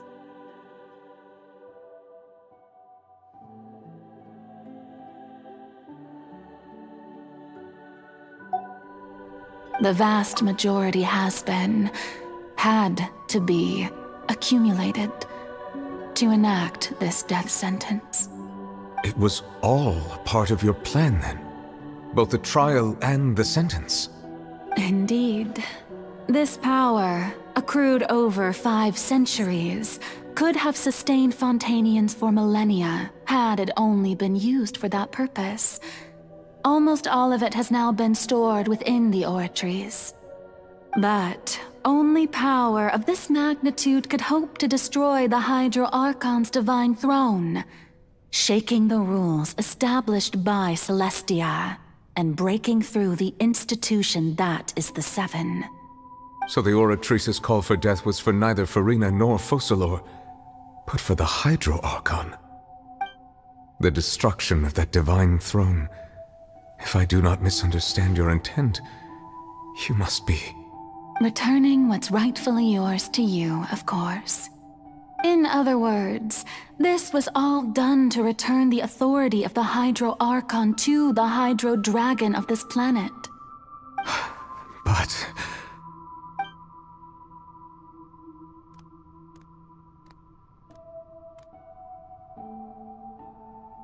Oh, what?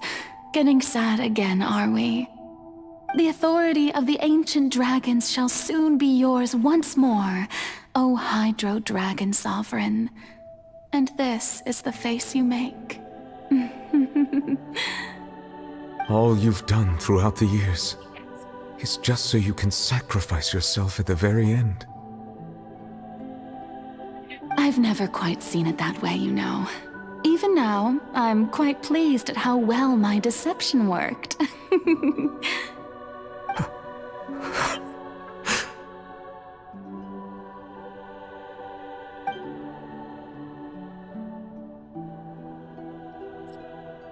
Hydro Dragon, don't cry. Diapers, kid. There's nothing going on down there. I must say, had it been within my rights, I would have loved to judge the heavenly principles themselves. Were they not guilty of essentially the same crime? Egeria stole the power of the primordial sea, and the heavenly principles stole the power you ancient dragons possessed.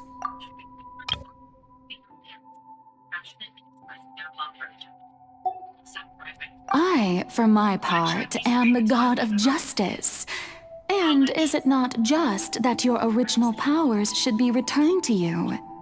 Speaking of justice, I have always believed that justice lies in the process of pursuing human existence itself. So, if the theft of the primordial sea's might was Fontaine's original sin, then, leaving matters of procedural right and wrong aside, the descent of the Fontanians as humans and their right to exist in this world would be Fontaine's original justice. In other words, existence was Egeria's justice, and to me, justice is the continuation of that existence. Defying the prophecy and ensuring that Fontaine's people shall live on, that should be the justice enthroned over all others. At this point, we, whether it be myself or all other Fontanians, have shouldered the burden of this sin for far too long. Iudex Neuvillette, the highest judge in our land, when you regain your full power as an elemental sovereign, what verdict shall you pass upon us? So when I was invited to the court of Fontaine to serve as Iudex, I see now that that was your idea too. At last, I now understand the true purpose behind this position. In the beginning, I was uninterested in human existence. But these 5 centuries of living alongside them have gradually brought about mutual understanding between us. And I have even attempted to feel as they feel. You are a devious one, Focalors. Things being as they are, surely you know that I could never declare them to be guilty.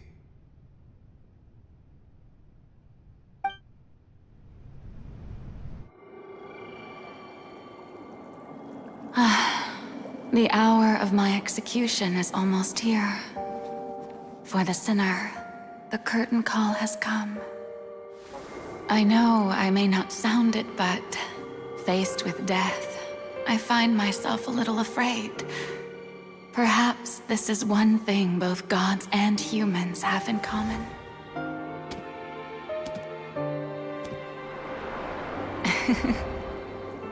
Farewell, Neuvillette.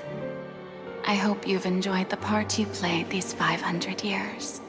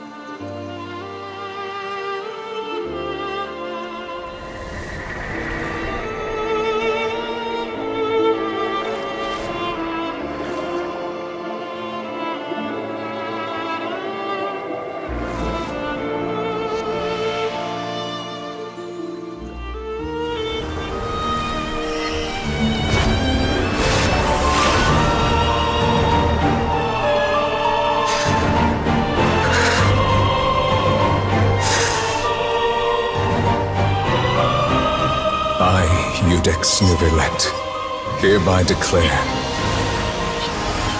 people of Fontaine, your sins are forgiven.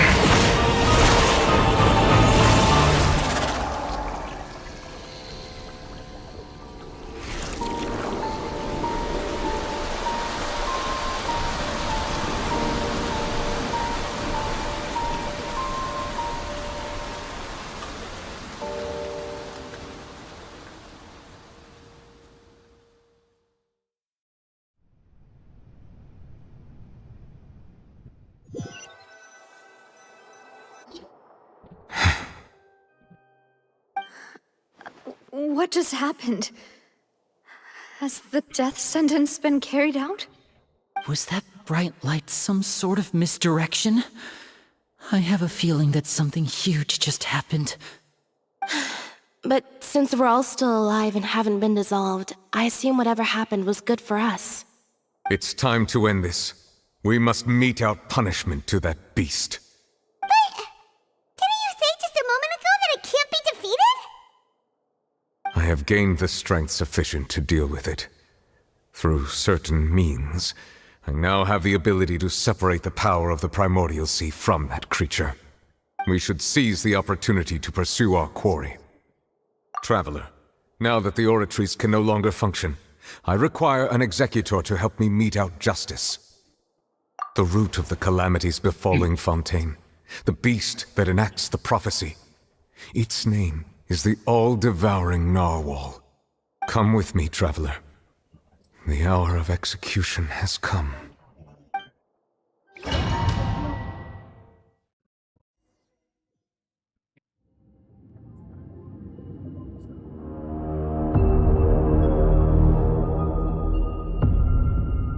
Oh my god, lawan bos dia. Dia battle boss tuh, wih serem juga. But how are we going to do that? It's huge! I've already done my best to separate the beast. I cannot reach the power source.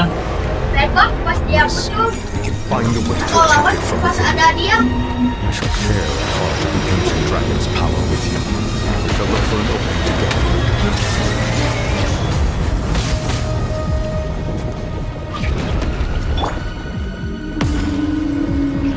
Makin nembak, Hold the line! Orang bisa nembak, I can feel its sorrow turning into hostility. Ini lagi coba nih. Oh ini nih bisa nih. Torn to oblivion!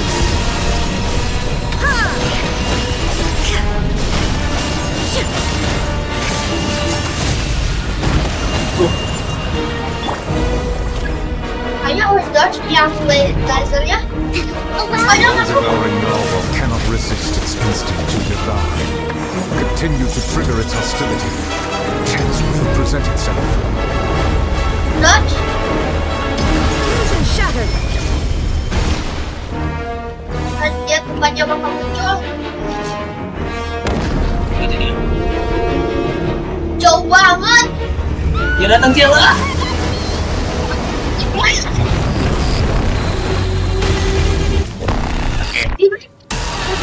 Di bensin. Ya, beli satu ini siapa?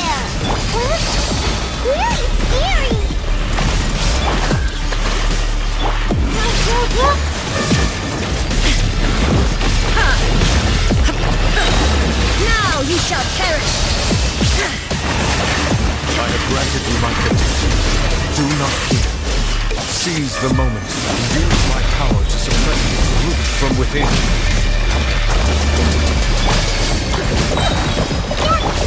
Propagate! Terminate! Inazuma shines eternal!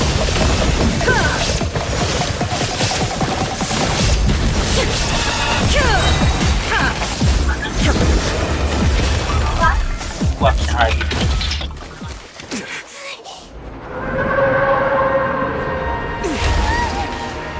Ada yang menang, ternyata gampang sih ya. Kalau sama dia.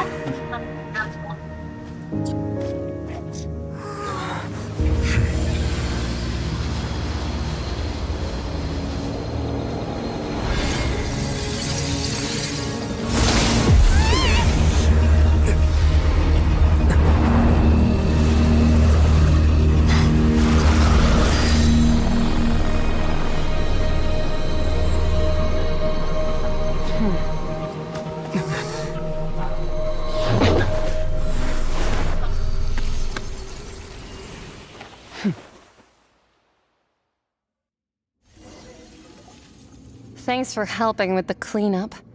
It should have been my job, but... oh well. It was just supposed to be a short private training session for me. I didn't think that my disciple and my master's pet would start brawling in the meantime. Well, actually, I had a feeling that it would happen at some point, but they bumped into one another earlier than I thought. What a blunder. I suppose I'll have to swing my sword 3 million times as penance.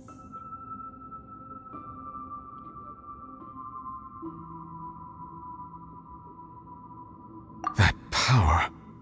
Who are you exactly? Paimon has an idea.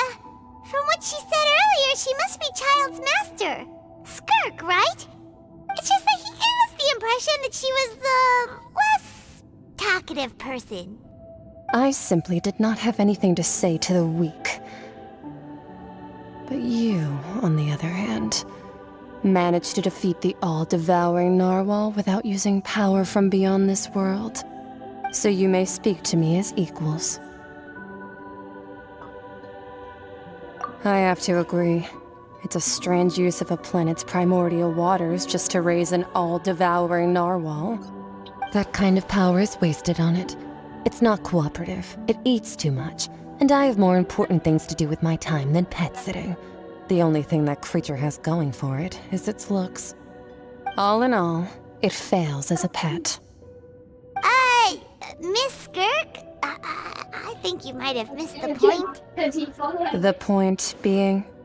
Well, being that this pet almost destroyed an entire nation. So what sort of person is your master? Well, Child's master's master. Wait, is that right? Oh, right. So you don't know him. Sorry, I assumed you did. His name is Sertologi. Huh? I am unfamiliar with that name. Huh. So Master isn't sufficiently famous. How should I describe him then? Have you heard of the name The Fowl? The Fowl? Still nothing? Well, how about the Visionary? Vetterfulnir then? Or Gold Rhindaughter? Ooh, that one we've heard! Rhindaughter's part of the Hexen Circle. She's Albedo's mom, right? Oh, so you do know that name. To be honest, I also heard all of those names and titles from my master. I don't actually know them either. But I suppose you understand now, yes? My master is likely a similar sort to Rhindaughter. They are both pursuing some form of perfection. Wait! Didn't you also mention a visionary person? Paimon didn't quite catch their name. Actually, never mind that. I believe it expedient to inform you that the all-devouring narwhal used up nearly all its strength fighting you. Such roiling hydro energies will prove difficult for the planet's deep seas to digest. As such, the fontaine back on the surface has most likely been thrown into chaos. In other words, the prophecy that you've been fretting over should now be in full swing. What?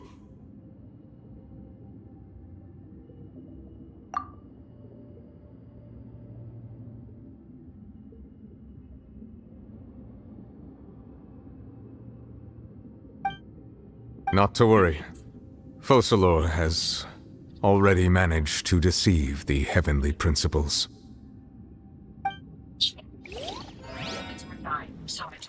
In the end, the people will all be dissolved into the waters, and only Farina will remain, weeping on her throne.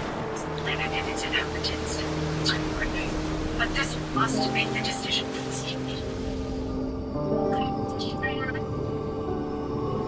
Only then will the sins of the people of Fontaine be washed away.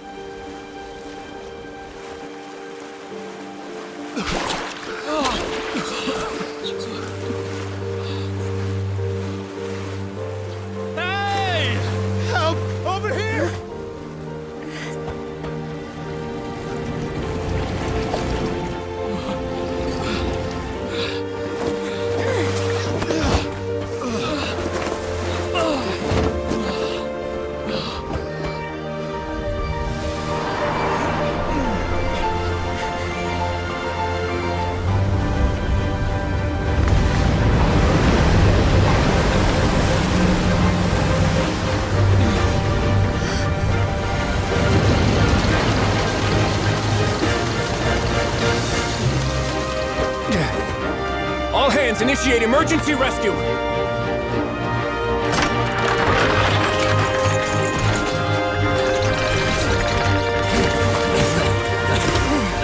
Hurry!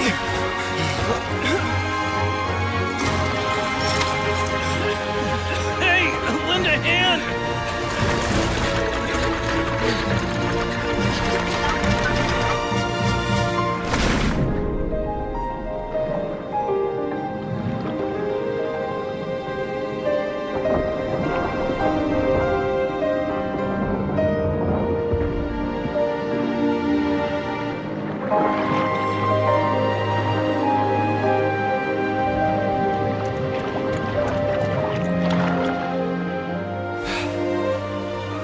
Look! The water's receding!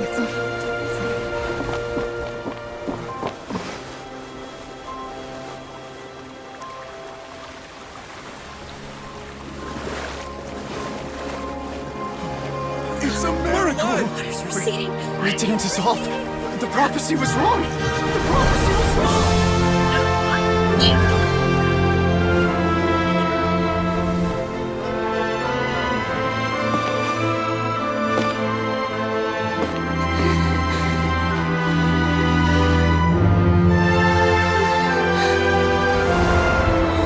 Are you alright? Yeah. We're safe. The prophecy was wrong.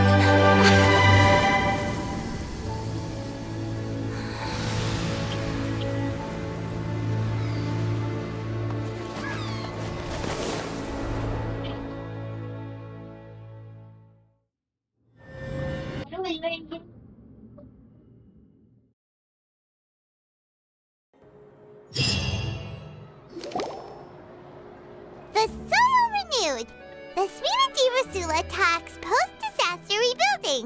I recently visited Poisson to meet with Miss Navia, spokesperson of the Svina di Rasula, and we spoke about Poisson's present and future. Old soil can still give birth to new bloom, Miss Navia stated. Hope is like seeing a small cookie when you're starving late at night. You just need a little of it. Skyship Winglet, boon or bane of the Fontaine Research Institute. The various disputes that have arisen on account of Mr. Edwin have suddenly become a shield over the Institute, with Jurier turning out to be a once overlooked hidden gem. People always call the first researcher mad, but few know what to call the second. And should that latter person achieve a miracle, they would find it all the harder to find a word with which to classify him and his team. Wow! Paimon barely recognizes the people in the reports. Are those really Jurier and Navia? They sound like real big shots. What do you think? Pretty enthralling, huh? The Steambird's idea was pretty simple. With the disaster just having passed, we would print a free edition packed to the margins with good news to calm people down. The value for these big scoops lies in their inevitable follow-ups. We'll publish further reports and go into the stories behind those people.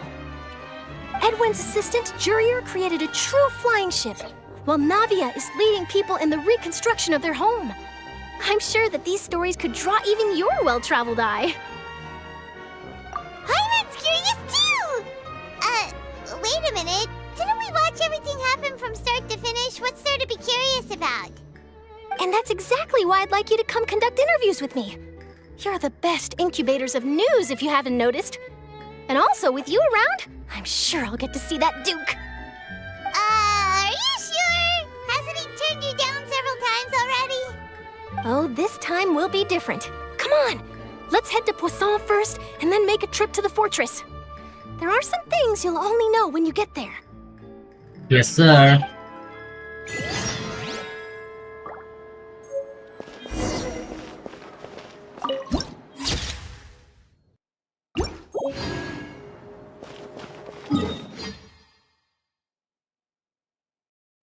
Awesome.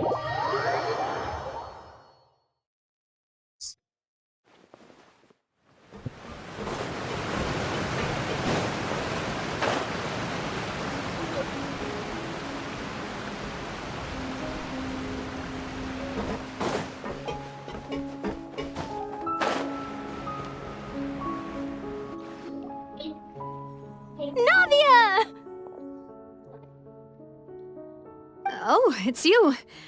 What brings you all here? Hey, we're just having a look around. I'm here to update myself on how things are going here. Oh, the Fatui are here too. Let me introduce you. This is Mr. Garunt Snežević. He represented the Knave in sending us a large amount of supplies, and is helping with our work. Our residents are hard at work as well. Thanks to everyone, work is progressing nicely. We've lost a lot of people, but we're moving forward. That will have to be enough. Hello, Miss Charlotte. I'm a big fan of yours.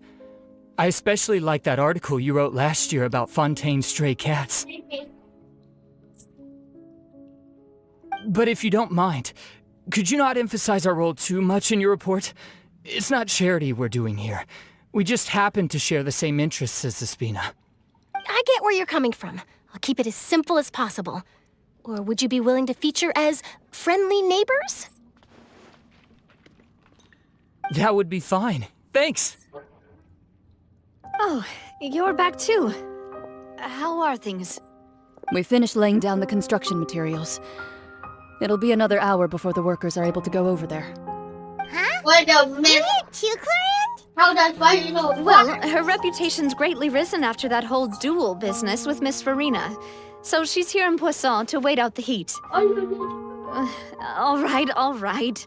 She really came here to help me out. There's too much to consider in the reconstruction of Poisson. The Spina has need of more decision-makers. And, well, I do already happen to be connected to Mr. Callis. Oh, wait just a moment. Do you mind me asking a few questions? You know, about how you felt before the duel, about what it was like facing down a god. There's lots of exciting material there, I bet. Forget it. I'm sure you can find a better theme than that, Miss Charlotte. I see you're the same as always. Couldn't you do me a favor, for Navia's sake? Well, if we're talking about doing things for my sake, you might as well just take a few more photos of me. Or of the Traveler. It's better than wasting time persuading Chlorand, at any rate. Of course I will. I'm not gonna let him off that easy. All right, then everyone who wants to be in the photo, gather up and smile.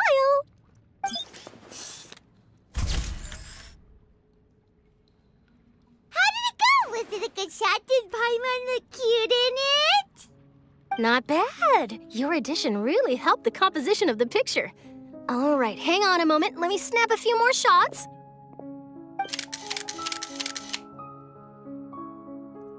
All right, that should do it. I'll be back here later anyway, so let's call it a day. You're very quick. Speed is of the essence when it comes to the news, and freshness is the key. Also, not to brag, but I'm pretty good at building connections. Who knows? I might eventually get that interview with you after all, Miss Chlorand. Wow, you really do have that never say die spirit. I'm impressed. I'll hazard a guess that this is how you got that interview at the Fortress of Meripede. Whoa, you're well informed. Let me make a guess too. I asked Sijuin who told Monsieur Nervillet, and he told you, right? That's a very complete information chain. In truth, all Monsieur Neuvillette asked me was, when did the fortress become so friendly towards the media? I told him that it was best not to speak too soon. There's no guarantee that Ridsley will make a personal appearance. You're right. I've got to treasure every moment I have with them. In which case, I'll be making a move first. Stay safe now. And tell me if you hear anything interesting. I'll treat you to afternoon tea in exchange.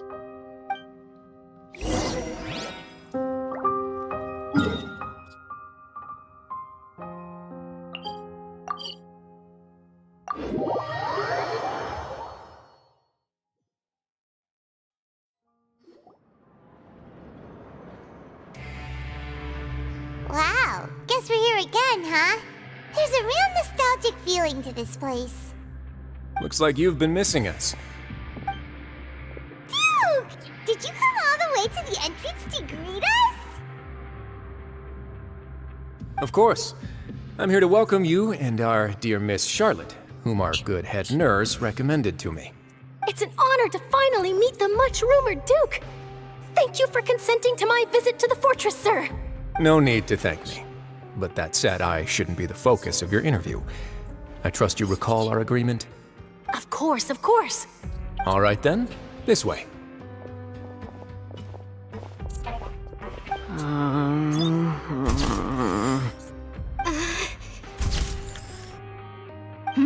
Hey, no need to be so nervous. I've already taken all the photos we need. Miss Charlotte, do these pictures really need to be published on the cover of the Steambird? It would seem that Miss Lorvine doesn't want her face to appear beside that of Mr. Jurier, Sir, please don't say things like that. But it looks like dear Mr. Jurier denies it. Might this interview be very important to you then? No, I just... This is my first time being interviewed, and I'm very thankful to the Steambird for... Now, I might not look it, but I actually did meet Mr. Edwin once. And I'll be honest, I enjoyed chatting with you more. You've definitely got more of that genius vibe going on. The boat that brought about a miracle, the ark that saved the people. Why, you recreated a myth back there, like an emissary of legend. Still, if I might ask, where's that flying ship now? Looks like Charlotte's trying to get herself another exclusive scoop. I have to apologize, but that ship is presently in the bowels of our factory. I'm afraid it won't be easy for you to get a shot of it. Really? Well, then in that case, could I have an interview with you to make up for that loss? You already know my answer, I'm afraid. Best you interview our head nurse instead. Or perhaps you'd like to take another photo of this couple of researchers? What? Did you really have to use the word couple? Well, then, 2 solo photos will do. Is my hair messed up? Please, someone help me have a look. Things sure are getting pretty lively here. We've seen this kind of thing before. Oh, seems like everyone's here. Would any of you like to try this new drink I came up with? Ah, Siegeween. Hey, Miss Charlotte. Why don't you, take some pretty photos of our head nurse? Sure. Come on, Miss Siegeween, over this way. Let's find a brighter spot. Huh? Sure. Do I have to smile? So, how have things been at the fortress? I hate you. Same old, as you can see. Fontaine's undergone some changes, but this place is still more or less the same. Other than that flying ship, it got a tad too much attention, I think. That's why I decided to let the interview go through. We should direct more public opinions toward the behind-the-scenes heroes. Am I right, Mr. Jurier? Miss Lorvine? You're too kind, sir. I believe that you too should have your day in the sun. Not that you would want that, which is a pity. I'll just leave the spotlight to you two.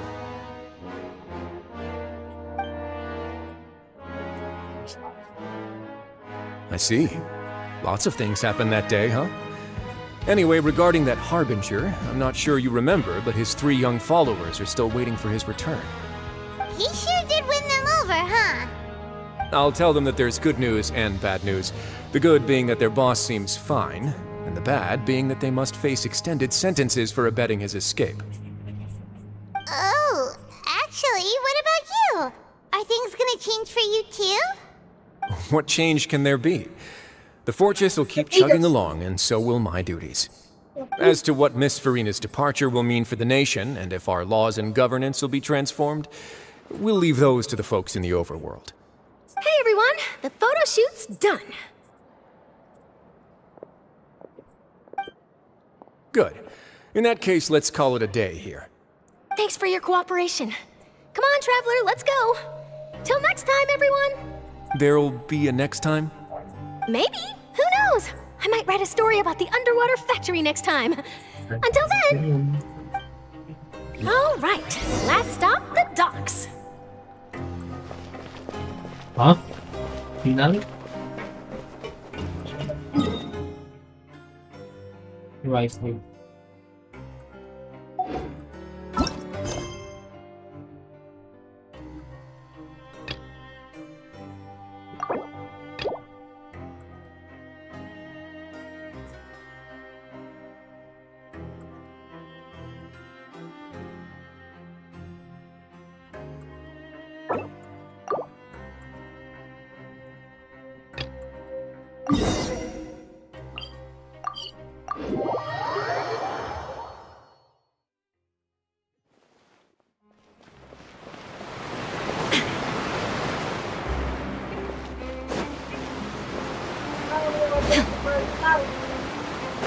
Ini habis ya.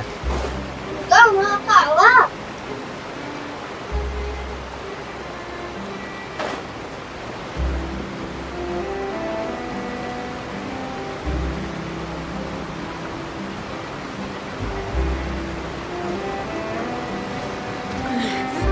The mortal plane, a fleeting dream.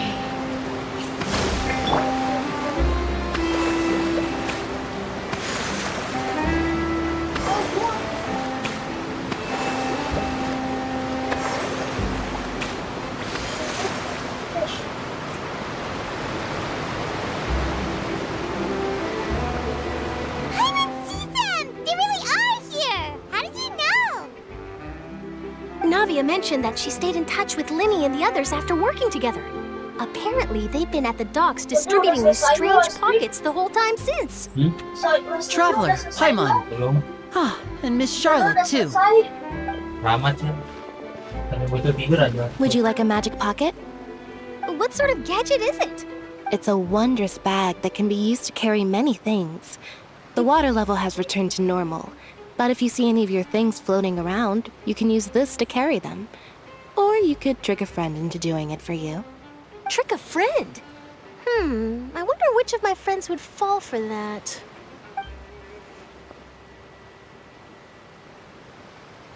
You could just make a friend like Fremine here. Isn't that right, Fremine? Is this what you meant by, I'll help you make some more friends? To be honest, that sounds pretty sweet. Could I have your contact, please? Sure. Please, write down my address.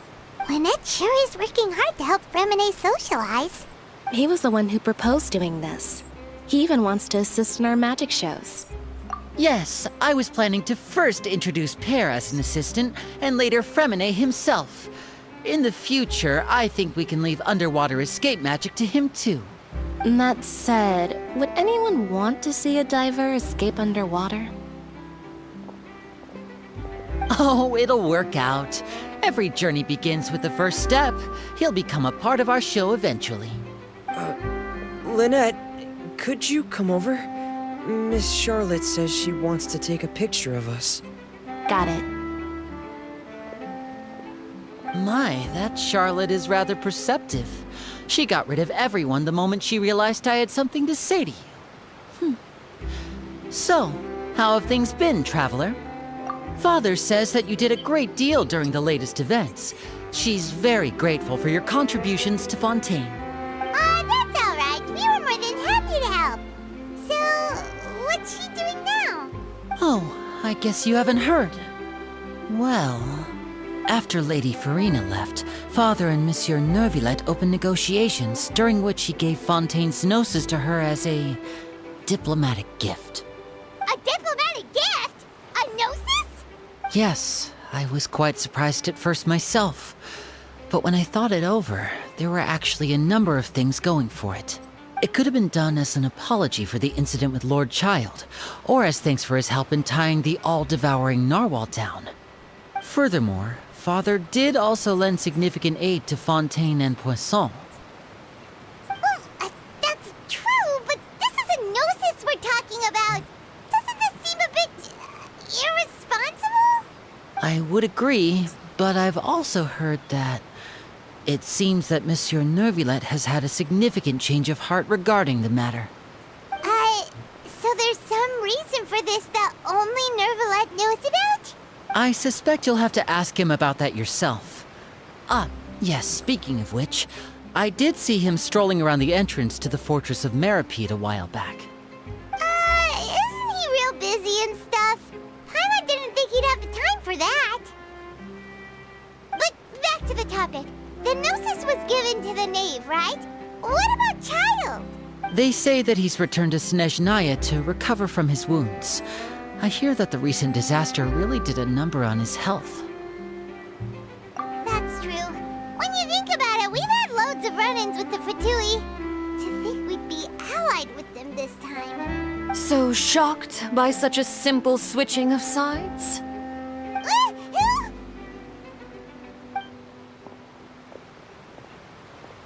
father. Well, well, what do you know? Come to the docks to see how my children are doing and meet the traveler by chance. Please do not pay my accomplishments in Fontaine too much mind. I would have done them regardless. Are you going to take the Gnosis back to Snezhnaya? That is our duty as harbingers, yes. Don't be too preoccupied with sides. The goal of the Fatui concerns not a single place or person, but the entire world. With such a grand goal in mind, it is inevitable that we must wear many masks. Switching my masks is something I've always done. Well, that depends on many things. No one truly knows what the future holds. What good is honesty if you can't rely on it forever? As for you, I very much look forward to our next collaboration. Good things cannot be achieved alone, and you've proved yourselves to be great partners. A vision? All right. I'll remember to return it. Thank you for keeping it safe for him this entire time. And that's a wrap for me. Huh? You're... Greetings, Miss Journalist. Hello. If I'm not mistaken, there are diplomatic channels I'll need to report to take a photo of you. That is correct. So forgive me, but I will not be able to serve as a subject in your article. However, feel free to write as much as you'd like about our dear magicians and our upcoming rookie talent. I will.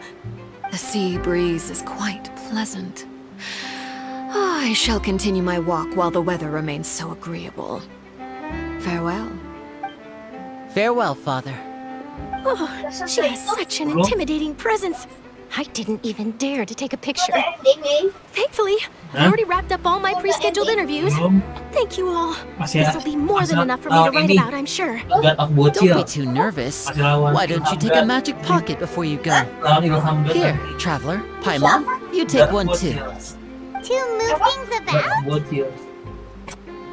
That's right. Funny. I was giving out magic pockets when we first met too.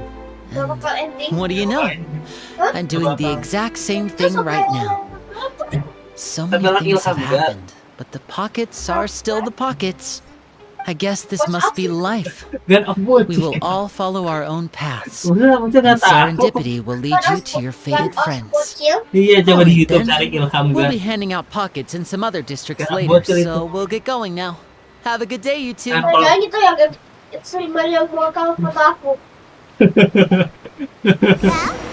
said Charlotte, huh? Shall we go see what Neverlett's doing? As long as he's not so busy that he doesn't have time to chat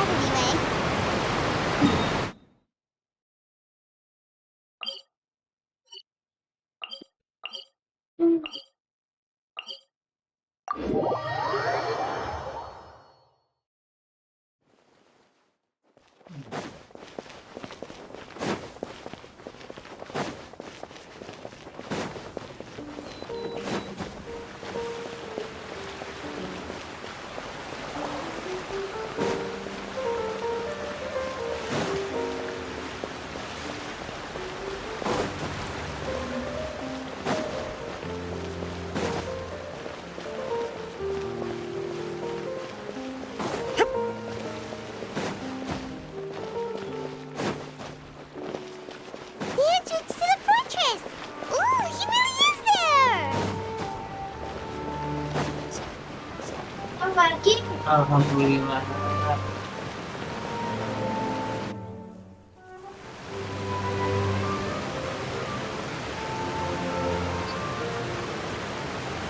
So, you really are here, Neverlet. I didn't think you were going to have free time this hour of the day. Really? Oh, I suppose you must have met Mr. Linney. He took the time to greet me earlier when he passed this way. In any case, you came at a good time. I was just considering reaching out to you to set up a meeting, so I may explain some things that I haven't had the time to before. Aw, Paimon's glad that you remembered. Thank you for keeping us on your mind, what with you being busy and all. Alright, let's have it then. How was Fontaine actually saved? The whole business is still quite the mystery to us. It is strange how words can often leave a bitter taste in the mouth when it finally comes time to say them out loud.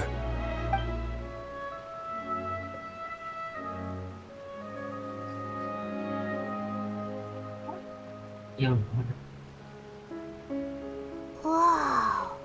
So that's what happened? Focalor destroyed the divine throne of the Hydro Archon and restored your power to you, transforming you into a fully fledged elemental dragon sovereign.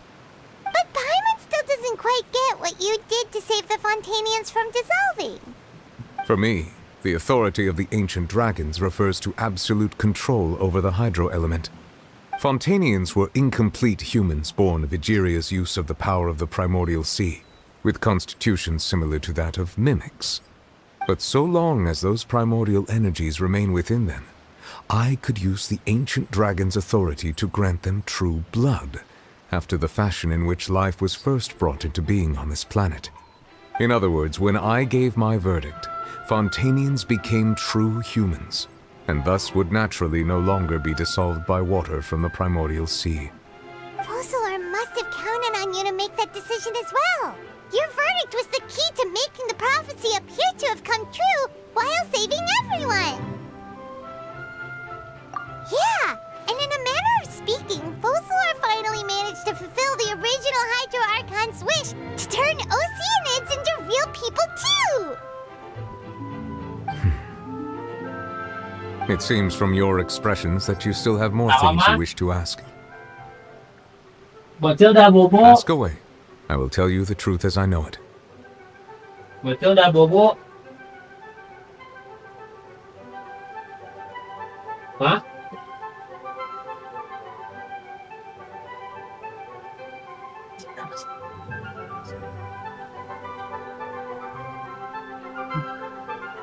I have investigated his case along many avenues, and I have learned that he once fell into an unknown chasm when he was young. There, by chance, he awakened the all-devouring narwhal. But whether it be by sentiment or reason, that should not have been enough to consider him the root cause of the disaster. At most, he would have had tangential liability. As for the judgment passed by the oratrice during the trial, whether it was due to that liability by association or Focalor deliberately using him to buy time for us on the assumption that he would be able to hold the creature off, I cannot say. Guess Focalor had Fontanians in mind the whole time. In the end, it was thanks to her that they finally became real humans. Hang on a second. Paimon suddenly got another question. Back when Fontanians hadn't yet become real humans, were the children they had also transformed Oceanids? Life has always flowed like water. Do you recall how Fontanians would often come to the Fountain of Lucine to pray for children? Yeah! Lynette said the fountain is where all the waters in Fontaine converge. In truth, even those couples did not know that such prayers were no mere custom, but instead a form of ritual.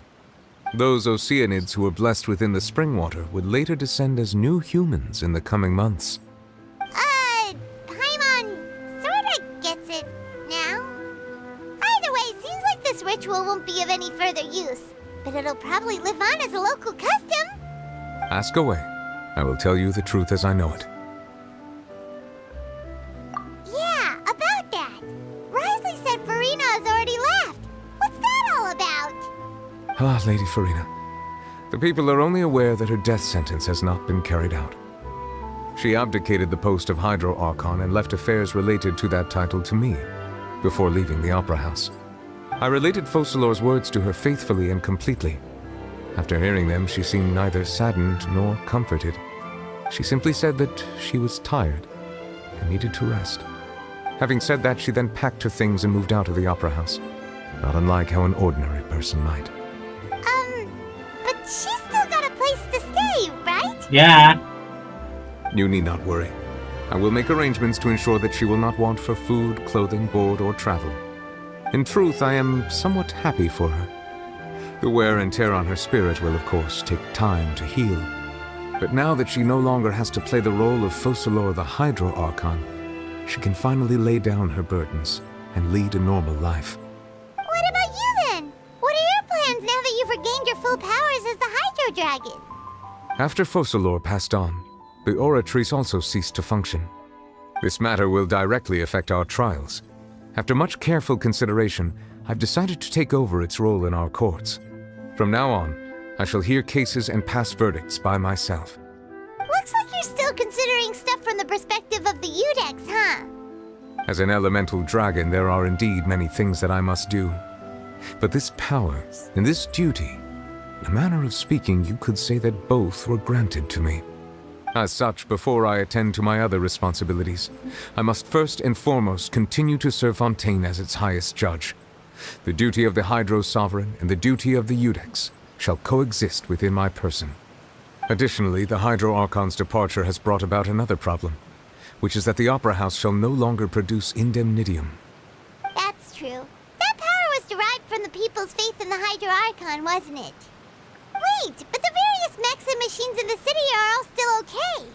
Where are they getting their energy from? As I am now, I have full command over New Musia, and it can serve as a complete substitute. Another reason why I cannot quite leave Fontaine immediately.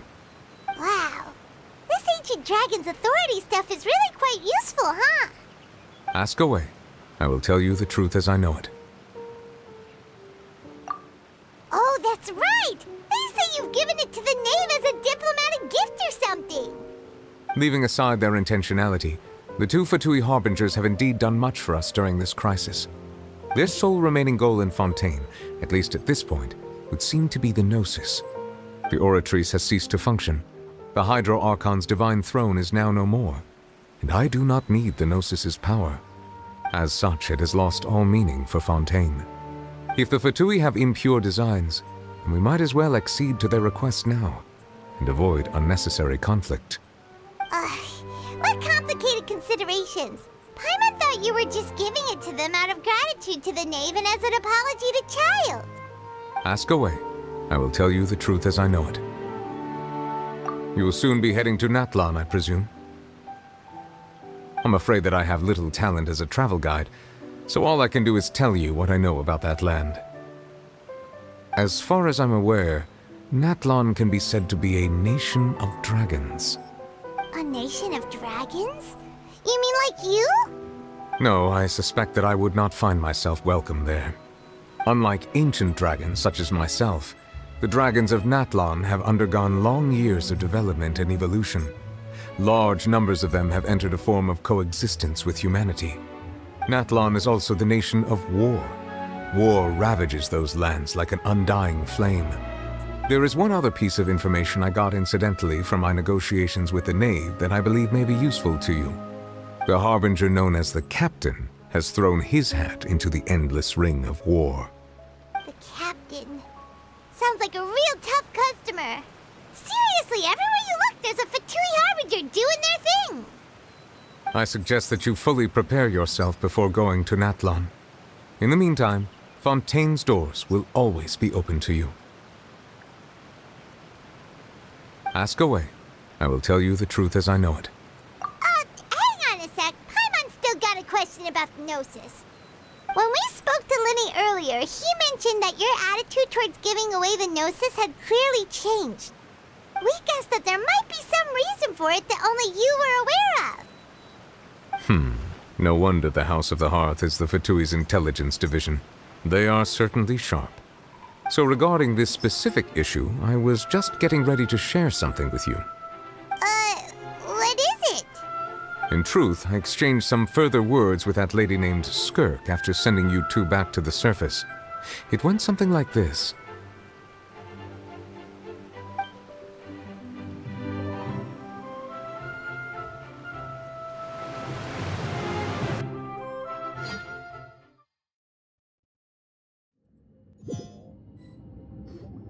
Well, we're going to head topside to see what's going on. You hurry over soon as well, all right, Nervalet? What next? The all-devouring narwhal isn't here, so I'm no longer getting any interference. I can finally catch the scent of your power, what it's made of. It is the authority of the planet's primordial dragons, but with something very similar to a god's curse mixed in. It's quite a novel blend. I'm sure I've encountered something like this before. What was it again? I do not know what you speak of. Ah, of course. How could I forget? You should have the remains of the third descender on your person, yes? Remains? I've never heard of any such thing. Huh. According to your parlance, I believe it may be called a gnosis. Well, that much is true. After Focalor's divinity faded, she handed her gnosis to me. But I fear I have never heard of it described in the manner that you just did. I've been training with my master, the Foul, ever since I was young, and I have never returned to the surface since. So most of the information I possess, I got from him. It is only natural for those who are greater than humanity to possess a different sort of common sense, which is why there are so many problems in our attempts to communicate with humans. Regardless, you should probably get rid of objects of misfortune to prevent any disasters from befalling you. To live in itself is a blessing.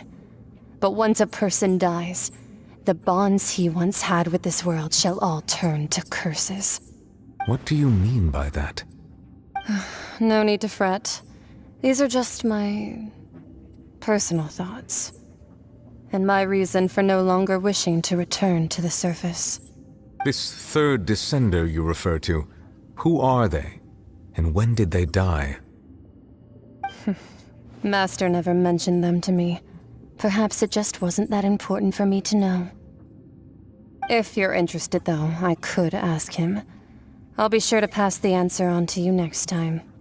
Next time? You believe we will meet again? I do. Wait. I have a disciple of my own, don't I? He can be the messenger then.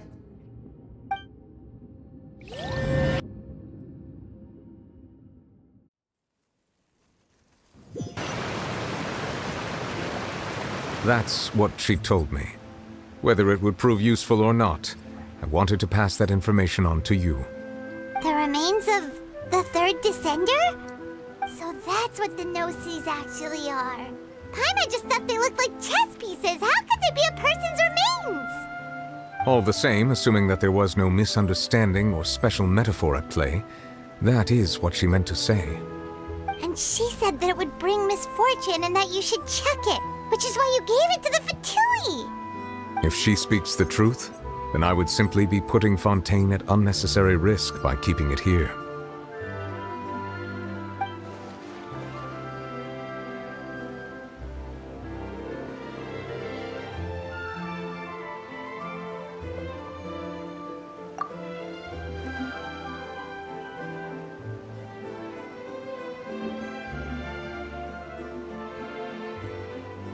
I had guessed that you might already be familiar with this concept, but I did not expect you to be one of them. That means that the Gnosis, which are exceedingly element-compatible and can even enhance elemental abilities, do indeed come from the third descender. I wonder, does your body also possess similar properties? Like being able to use elemental powers without a vision! That does sort of count as special compatibility, right? No, let's not think about this stuff right now. It just feels creepy. Comparing the Traveler to the dead third descender and all. That's what you say, but this topic still feels like bad luck. Once Child recovers, let's get some more answers out of him. Or go look for his master and get the answers that way. I too believe it unwise to make too many blind guesses when information is lacking. The same is true of being at court. Alright. Whatever the case, it seems like the crisis here in Fontaine's over for now. Yes. All of Focalor's efforts were for this moment as well. But she sacrificed herself in the end as a god, and she suffered through all those years as a human. Was that really what she wanted? I suppose that would be the mystery of a god's will. I suspect not. But once in a while I too would guess that if wishes were like the clouds in the sky, They will one day return to the earth as raindrops. Life flows like water, and rain is the final answer. The water levels may sometimes tilt one way or another, but the rain falls fairly upon all. And what, ultimately, is the difference between the rains that fall upon all of us?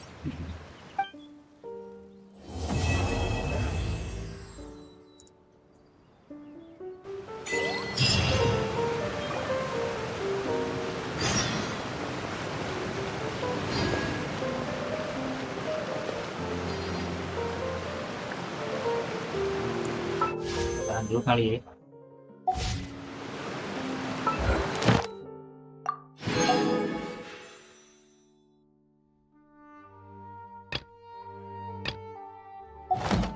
Tahan dulu.